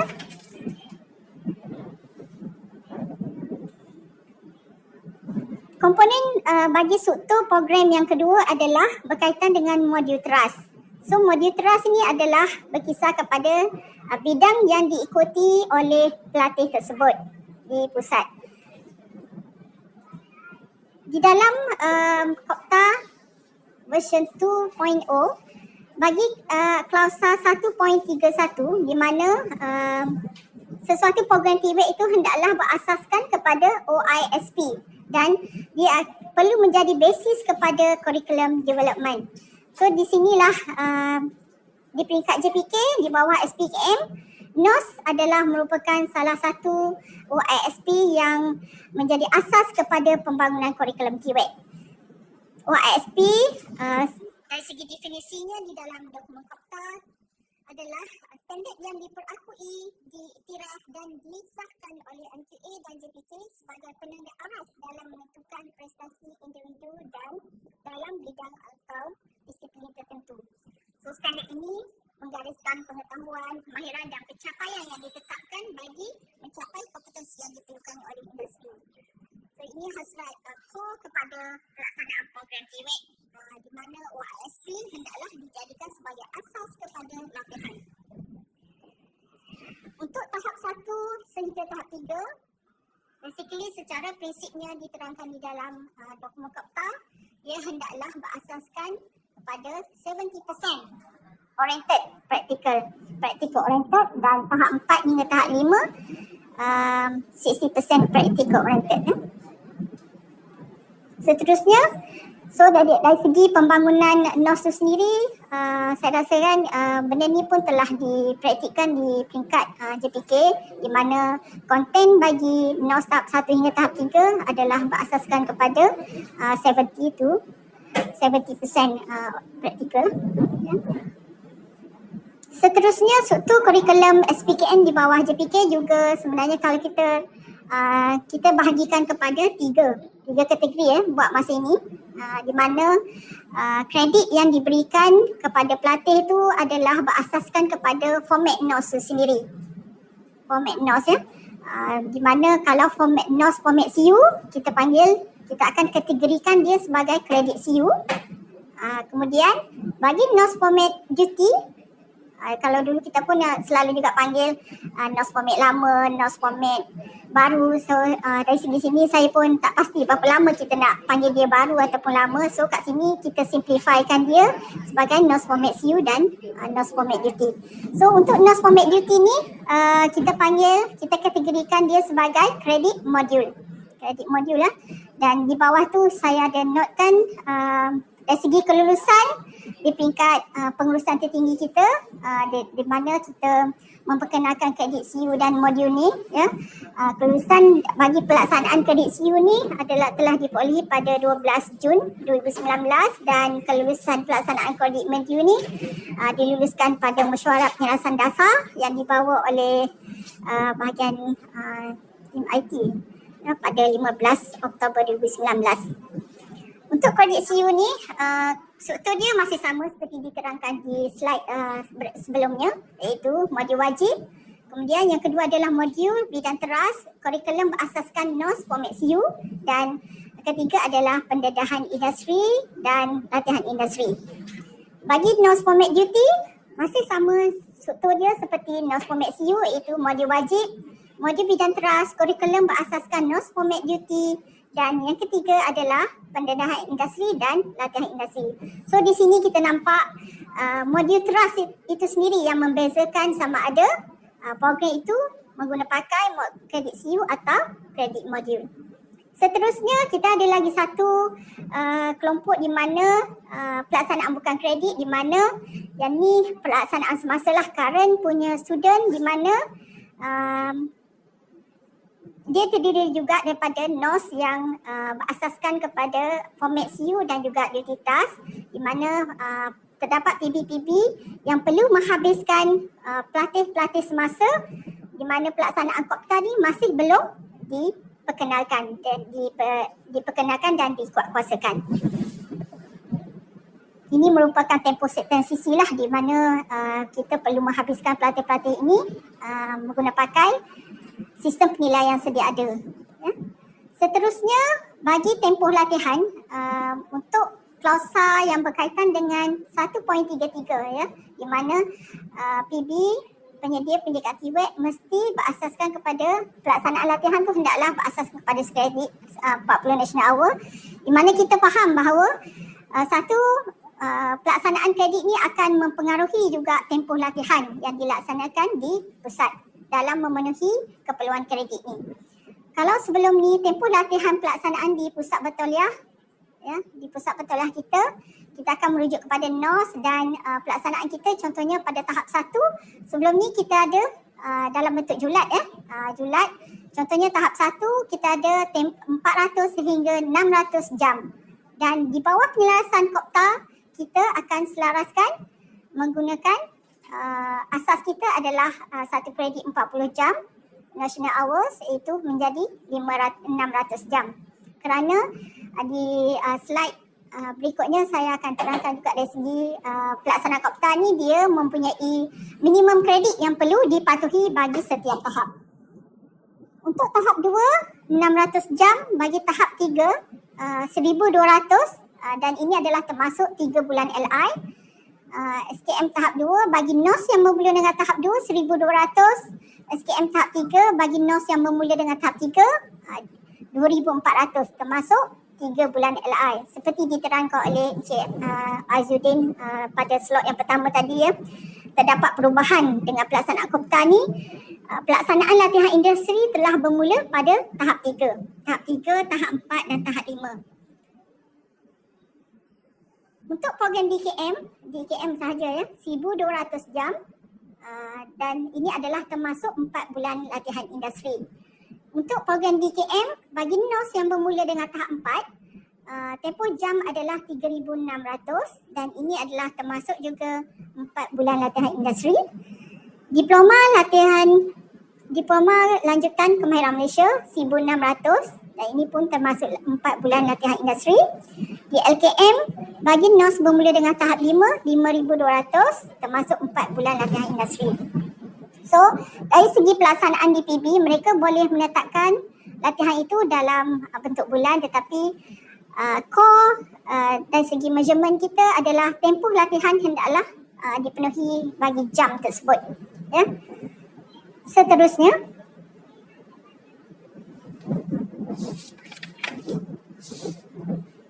bagi pelaksanaan persijilan tahap tunggal. Seperti yang kita sedia maklum bahawa pelaksanaan persijilan tahap tunggal dia adalah dari segi takrifannya dia melibatkan kombinasi beberapa tahap ya, at least 2 tahap ya ke atas untuk dikenali sebagai persijilan tahap tunggal, di mana dia menggabungkan beberapa tahap dari segi pelaksanaan program latihan kemahiran tu. So dari segi pembahagian merujuk kepada jadual 1 ya, jadual 1 bagi klausa 1.33 yang di mana masih lagi berasas kepada Kopta tu, kredit 1 kredit 40 national hour. SKM tahap 1 dan 2, kalau lihat kepada kumpulan singatia yang ditunjukkan di skrin ni telah berbeza ya daripada yang sebelumnya. Kalau sebelumnya terdapat 9 kumpulan singatia di mana melibatkan tahap 1 sehingga tahap 9. 9 kumpulan daripada tahap 1 sampai tahap 5. So dari segi penjajaran dengan Kopta kita telah mewujudkan kumpulan baru dari segi kombinasi merujuk kepada kombinasi tahap yang digabungkan. Contohnya CJ Kemahiran Malaysia tahap 2 bagi tahap persijilan penganugerahan CJ tahap 2. Kalau sebelum ni memang tak ada lah kumpulan SKM tahap 2 bagi penganugerahan tahap tertinggi ya. Kombinasi prinsip persijilan tahap tunggal ni adalah PB melaksanakan kumpulan program singatia tu dan dia dianugerahkan pada CJ tahap tertinggi bagi kumpulan tersebut.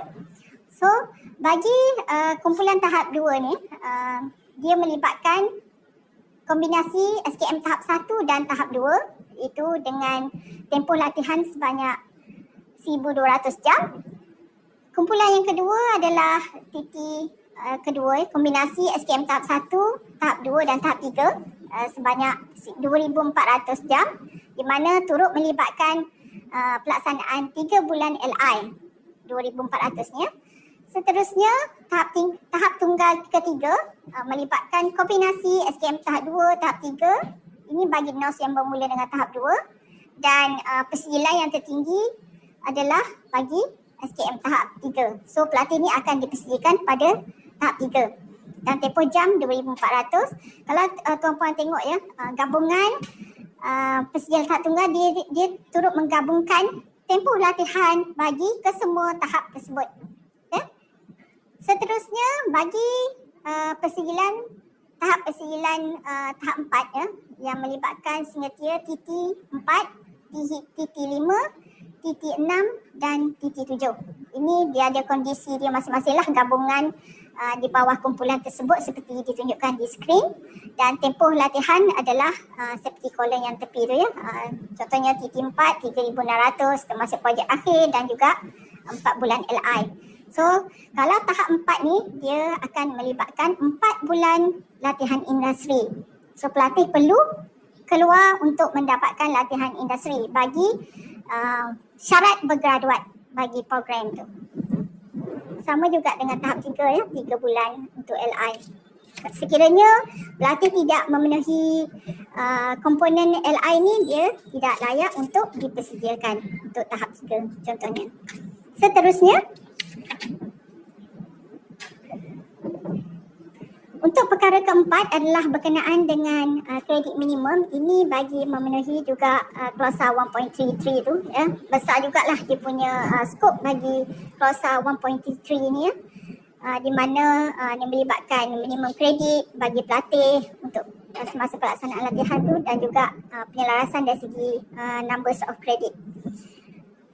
Seterusnya, saya akan menerangkan mengenai kredit minimum bagi setiap tahap yang perlu dipatuhi bagi penyelarasan dengan KOPTA ni. Itu bagi kelayakan tahap 1 ya, SKM tahap 1, struktur kurikulum seperti diterangkan tadi, modul wajib, modul bidang teras dan juga pendedahan industri bagi tahap 1, dan syarat bergraduat bagi program tahap 1 adalah modul wajib, core abilities seperti ditunjukkan dalam slide ability tadi ya, 40 jam. So bersamaan dengan satu jam kredit, di mana penyelarasan di peringkat JPK, kalau tengok dokumen KOPTA tu dia ada minimum ya, untuk kolom yang kredit minimum tu sebenarnya dia dah ada specify kepada penyedia TWEC untuk memilih apa kredit minimum asalkan dia mencapai minimum kredit yang ditetapkan di dalam dokumen KOPTA. So di peringkat JPK kita telah menyelaras dari segi kredit minimum ini supaya dari segi pengurusan kredit itu sendiri dapat diuruskan dengan lancar, dan juga kalau kita lihat ya, kita ada dalam 1,300 pusat. Sekiranya kalau kita nak allow PB tu untuk pilih berapa kredit yang dia nak, memang agak masalah jugalah di peringkat kita ya. So di sini kita mencadangkan supaya di peringkat JPK mempunyai kredit yang tetap lah ya, senang dari segi pihak IT itu sendiri untuk setting ke dalam sistem MySpike itu sendiri. Okay.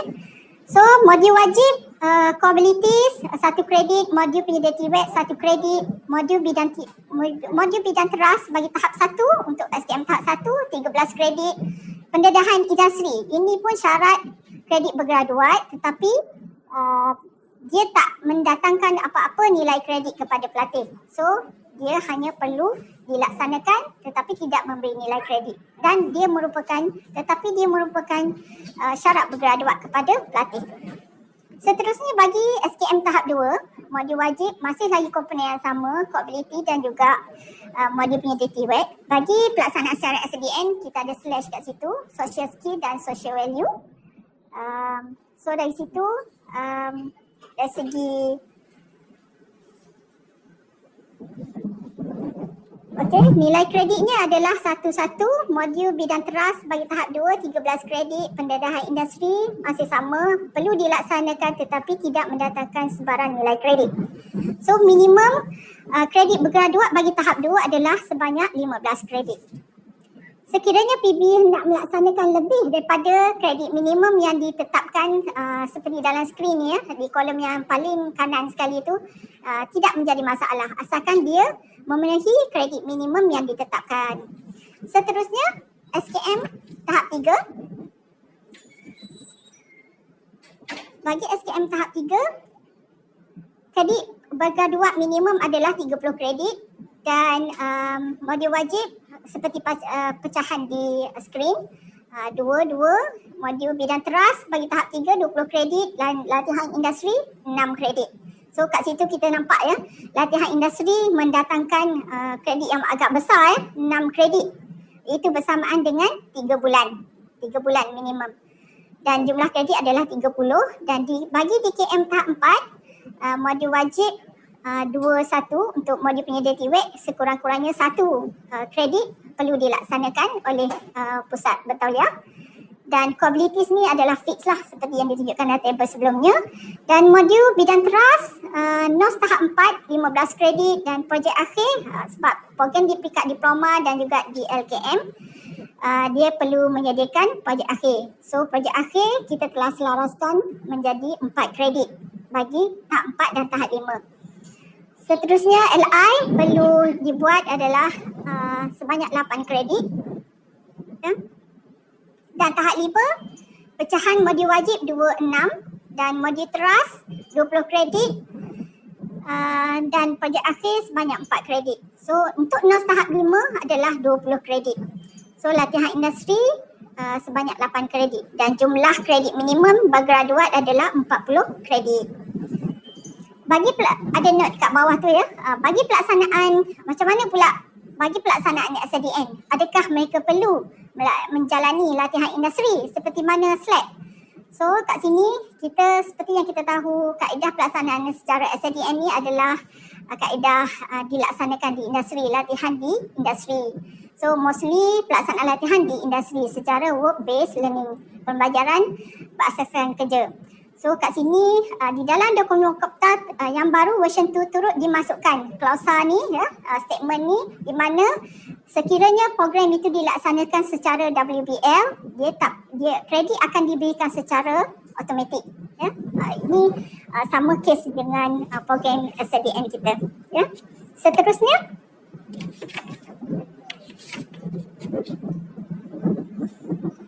bagi persijilan tahap tunggal, kredit minimum kita ada mengikut kumpulan program bertauliah tadi di bawah singatia. Bagi kumpulan SKM tahap 2, TT1, kombinasi tahap 1 dan tahap 2, dia punya pecahan kredit minimum adalah seperti di skrin.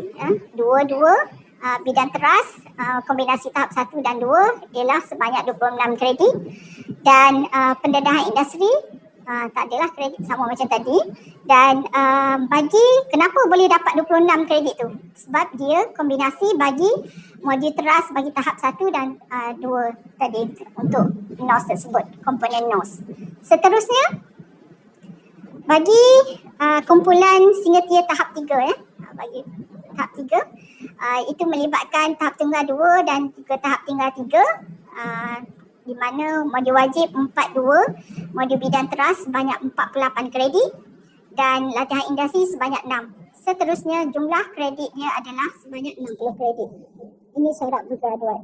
Seterusnya untuk tahap 4 itu pun samalah di mana kita simpulkan mengikut kumpulan singatia dan modul wajibnya 6, 11, 61 dan juga 48. Projek akhir masih lagi 4 untuk semua projek akhir kredit yang diberikan dan latihan industri sebanyak 8. So untuk modul teras dia sebenarnya melibatkan termasuk dengan projek akhir. Di mana 61 tu dia akan mempelajari, pelatih tu akan mempelajari NOS yang terkandung di bawah kumpulan program tersebut. Dan dilihat di sini bagi singatia tahap 4 modul TWEC tu agak besar yang perlu dilaksanakan di peringkat pusat bertauliah itu sendiri. So total bergraduat adalah 90 kredit minimum. Seterusnya saya akan menerangkan berkenaan dengan penetapan masa aktiviti pembelajaran dan penilaian. So kat sini dia juga perlu dipatuhilah bagi dari segi item klausa 1.33 di mana turut dinyatakan mengenai SLT, Student Learning Time, di mana SLT itu juga perlu merangkumi pembelajaran face to face, non face to face, self learning dan juga assessment. So kat sini adalah pecahan yang diluluskanlah. Kita telah buat survey juga bersama-sama dengan daripada agensi MARA, JTM dan sebagainya. So ini adalah kita cuba buat penjajaran itulah dan fleksibel kepada agensi-agensi yang pelaksana. Seterusnya, untuk aktiviti projek akhir pun terdapat pecahan dia yang jumlah pelaksanaan adalah sebanyak 160 jam di mana menyumbang kepada 4 kredit. Ini adalah contoh pengiraan lah kepada PB, macam mana dan pegawai kita sendiri, macam mana kita nak menilai pelatih tu di peringkat pusat, material di pusat tu macam mana PB boleh suggest dari segi pembelajaran bersemuka, face to face, kendiri dan juga assessment. So kat sini contoh macam mana pengiraan tu dibuat. Dan contohnya kalau kat situ kat kolom yang bawah sekali tu, row yang bawah sekali adalah 520 untuk program tahap 1 di mana 13 kredit 13 kredit. So kat situlah pembahagian dia yang PB boleh buat sama ada face to face. Janganlah semua self learning kan, face to face. So dia ada limitasi dia yang kita boleh benarkan kepada PB. Seterusnya, ini adalah kita tunjukkan contoh pengiraan lah tempoh latihan yang sedia ada dengan Kopta. Sebab bila dilihat sekarang ni kita punya NOS pun terdapat pelbagai jumlah jam yang ditunjukkan di dalam dokumen NOS sendiri dan mengikut versi yang dikeluarkan lah ya. Kat sini kalau kita tengok ada NOS yang extreme high, ada extreme low. Macam mana kita nak jajarkan tempoh latihan dalam NOS tu dengan tempoh latihan yang minimum yang ditetapkan di dalam Kopta. First sekali kita ada step dia lah yang kita boleh guide kepada pusat bataliah, iaitu kita semak dulu NOS yang nak digunakan dan kita semak jam latihan baru dalam Kopta tu dan seterusnya kita compare dan buat penjajaran. So kat sini saya ada tunjukkan lah ya. Next.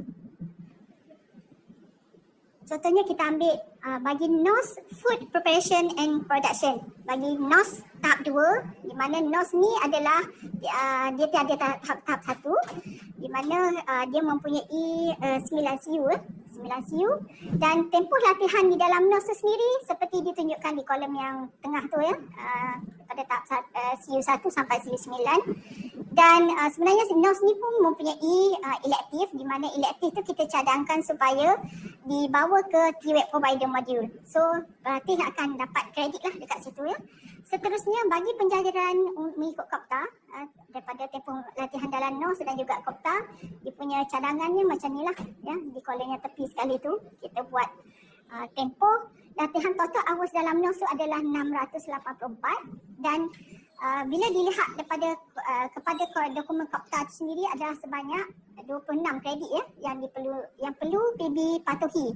13 kredit dengan 13 kredit kerana mengambil kira tahap yang lebih rendah sekali dikena laksanakan itu sebanyak 1040 jam.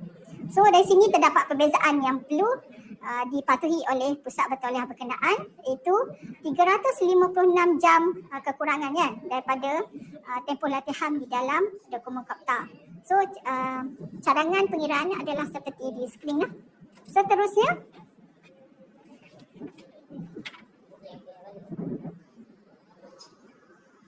perkara yang kelima adalah dari segi kita menyelaras ataupun menjajarkan dia dari segi wajaran penilaian, di mana di dalam klausa 2.14 dan 2.15 di mana PB di peringkat pusat bataliah juga perlu pelatih perlu melaksanakan formative dan summative assessment seperti dinyatakan dalam klausa tu dan perlu merangkumi pelbagai aspek penilaian ya seperti di dalam 3 dan ini adalah summary ya yang mana telah mendapat kelulusan di peringkat pengurusan tertinggi. Di kolom yang kuning tu adalah di peringkat yang kita putuskan untuk pelaksanaan di peringkat JPK. So tahap 1 sehingga tahap 3 melibatkan 70-30 dari segi continuous dan summative. Dan untuk tahap 4 dan tahap 5, 60 dan 40. Dan dari segi teori dan praktikal, dari segi penilaian hendaklah merangkumi 30-70 dari segi orientat praktikal dan teori. Dan untuk tahap 4 dan tahap 5, 40-60. Seterusnya, Dari segi penilaian dan pemarkahan mengikut CU, dia punya pembahagian merujuk kepada slide sebelumnya. Kat sini dia ada pecahan dari segi penilaian pelatih tu, dari segi continuous dan summative, dan juga projek akhir serta latihan industri. Dan passing mark untuk semua jenis penilaian adalah sebanyak 60% dan ke atas. Next. Dan di dalam table yang berkala tu, yang berwarna tu adalah minimum passing mark yang perlu dipatuhi. Sebenarnya di pick up PB dia tak perlu pun mengingat semua ni kerana dia telah di-set ke dalam sistem MySpark di mana pelatih tu pusat bertauliah hendaklah memasukkan markah-markah dan dia akan auto-generate setting ni. Seterusnya, dari segi kaedah dan bentuk penilaian kerja khusus dan penilaian akhir, ini adalah macam mana bentuk penilaian boleh dilaksanakan oleh pusat bertauliah. Dari segi kerja khusus dan penilaian akhir, material apa yang nak digunakan dan dimasukkan ke dalam portfolio. Contohnya penilaian pengetahuan sebanyak 21%, ujian teori 11%, perlu mempunyai kertas tugasan dan juga kuis, dan lain-lain sebanyak 10%, boleh dinilai daripada laporan teknikal dan sebagainya. Okey, dari segi penilaian prestasi sebanyak 49%, hendaklah daripada projek-projek kecil lah yang dia buat daripada tadi kan, tak refund daripada skop TWEC tadi, perlu produce small project dan juga kajian kes, ini pun boleh dilaksanakan bagi komponen prestasi.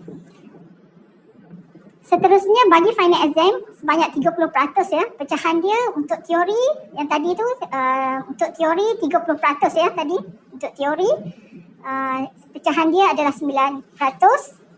Dan seterusnya bagi prestasi 21%. Bagi program peringkat persijilan DKM dan DLKM, pecahan dia 60, 40 dan elemen dia adalah seperti di skrin lah.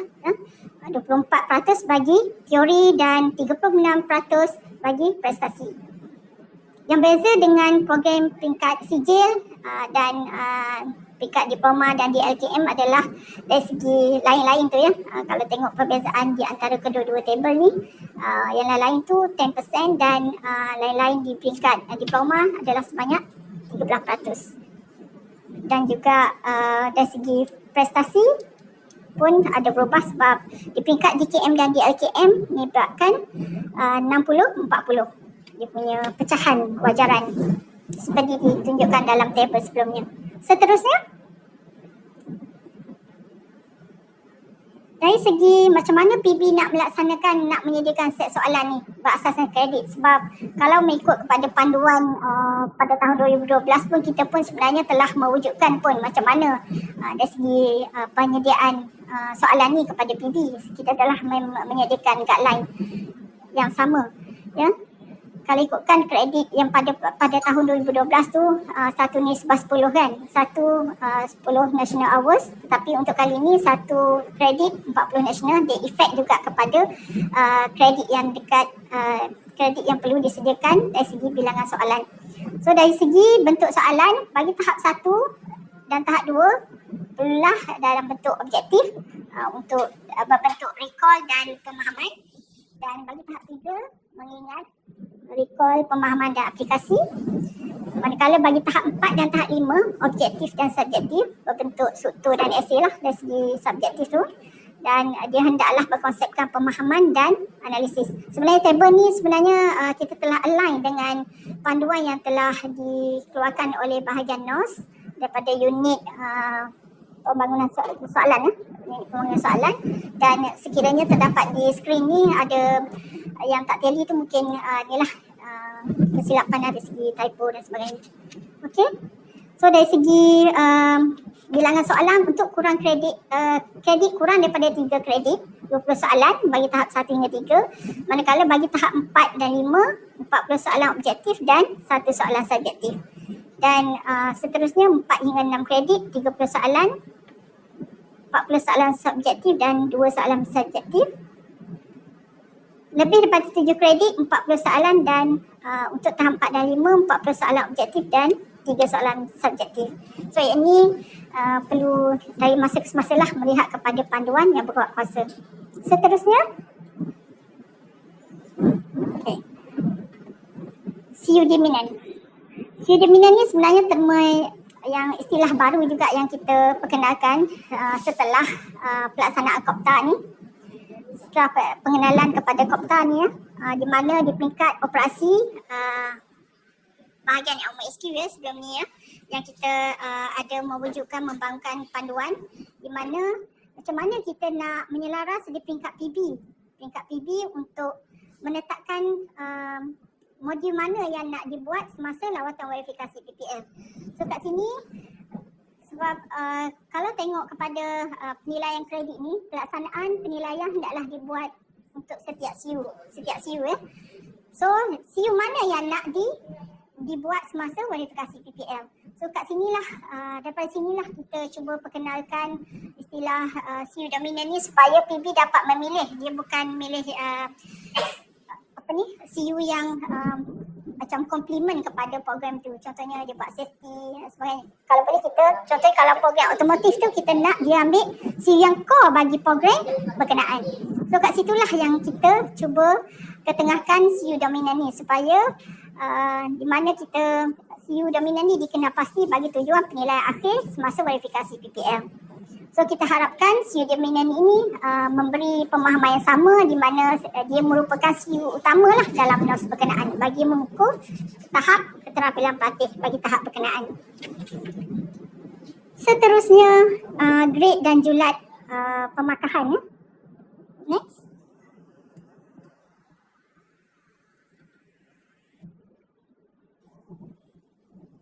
Kat sini kita ada 8 stage grading seperti ditunjukkan di skrin, iaitu daripada A minus, B plus, B minus, C plus, C sehingga F. So kat sini passing mark kita seperti yang dimaklumkan sebelumnya, maka lulus adalah sebanyak 60%. Di mana dia pelatih hendaklah mencapai sekurang-kurangnya grade C, iaitu 60% lah bagi setiap penilaian ditetapkan. So perkara ini juga ditetapkan di dalam dokumen COPTA, iaitu klausa 2.31 di mana penyedia latihan tersebut yang melaksanakan program TVET tu hendaklah mempunyai satu sistem grading dan juga AP system mesti documented lah dari segi pelaksanaan dia. So kita kat sinilah kita come out dengan grading kita di peringkat di bawah SPKM. Dan klausa 2.35 juga menetapkan supaya kita mempunyai clear policy lah dari segi gradingnya dan passing mark. So kat sini kenapa kita mewujudkan ni untuk memenuhi keperluan COPTA. Seterusnya, ini adalah contoh CJ kita lah. Mungkin ada yang macam-macam version dah design kita kan, CJ persegilan kita. Saya cuba tunjukkan ni adalah di mana sijil kita, sijil kemahiran Malaysia dan juga DKM dan DIKM. Kat sini saya hanya tunjukkan hanya sijil SKM saja. Di mana kat situ ni adalah design terbaru sejak daripada tahun lepas, di mana sijil SKM itu sendiri dalam bentuk landscape, tidak lagi dalam bentuk portrait. Kalau sebelum ni yang kita dapat ke apa kan, sebelum ni adalah dalam bentuk portrait dan SKM sekarang adalah dalam bentuk landscape. Dan kat situ kita ada tambah features di mana terdapat statement di footer tu. Satu, CJ ni diklasifikasikan sebagai sebahagian daripada kelayakan di dalam MQF. Kalau sebelum ni design CJ sebelum ni kita tak ada benda ni, dan kita harapkan dengan pematuhan COPTA, sebab COPTA itu sendiri adalah merupakan mengupdatasikan prinsip-prinsip jaminan kualiti dalam MQF itu sendiri, kelayakan yang ada dalam MQF itu. So dari segi pelaksanaan pun kelayakan kita yang kita keluarkan pun memenuhi keperluan ataupun prinsip jaminan kualiti di bawah MQF. So kat sini kita di peringkat saya sebelum ni lah di peringkat persigilan sebelum ni, sekarang ni di peringkat SDN, di bahagian SDN, unit SDN, dan mendapat pelbagai pertanyaan lah daripada pihak luar di mana adakah CJ ni memenuhi diiktiraf atau sebagainya. So dari segi penambahbaikan kita tambahlah dari segi penjelasan. Kat situ ada statement persigilan ni adalah merupakan sebahagian daripada kelaikan yang diiktiraf di dalam MQF, sebahagian daripada kelaikan di dalam MQF. Itulah. Dan berbeza juga dengan di sebelah kanan tu, CJ yang di sebelah kanan tu adalah CJ yang tiada footer tu.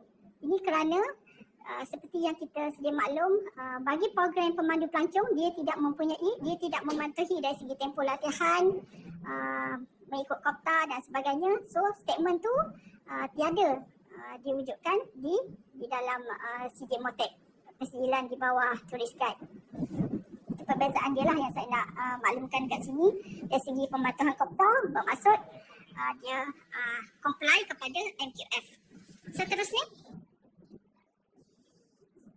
bagi dengan pelaksanaan kredit ni kita akan mewujudkan transkrip mengikut struktur program TWET tadi. Ada 3 komponen iaitu modul wajib, modul trust dan juga latihan industri. Semuanya akan tercatat dengan jelas setiap keputusan pelatih tersebut.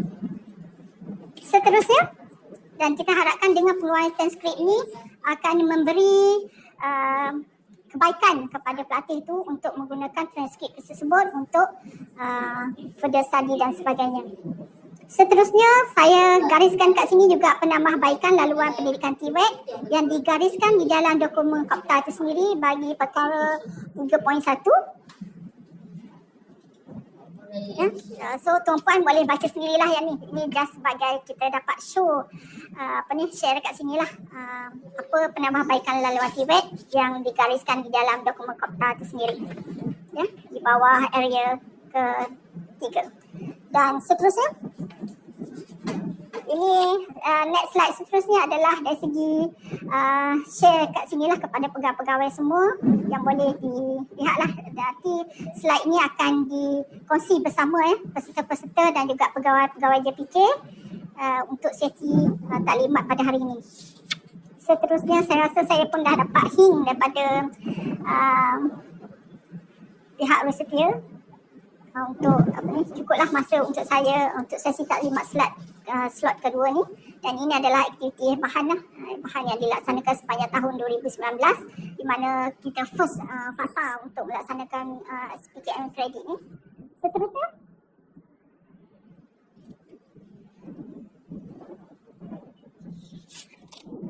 ini dari segi hebahan di portal lah yang kita telah buat pada tahun 2019 dan juga link kepada TWET tunggal ni. Seterusnya,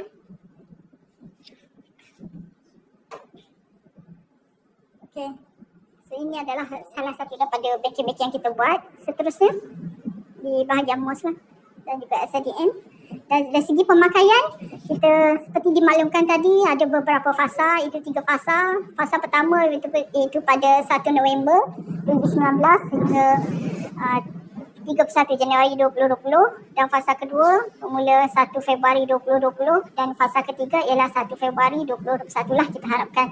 Dan kita harapkan benda ni walaupun di peringkat permulaan kita masih boleh perbaikilah dari masa ke semasa dari segi pelaksanaan kerana ini kira masih lagi di peringkat percubaan ya, dan juga dari segi pengujian sistem itu sendiri ya yang diuruskan melalui MySpice.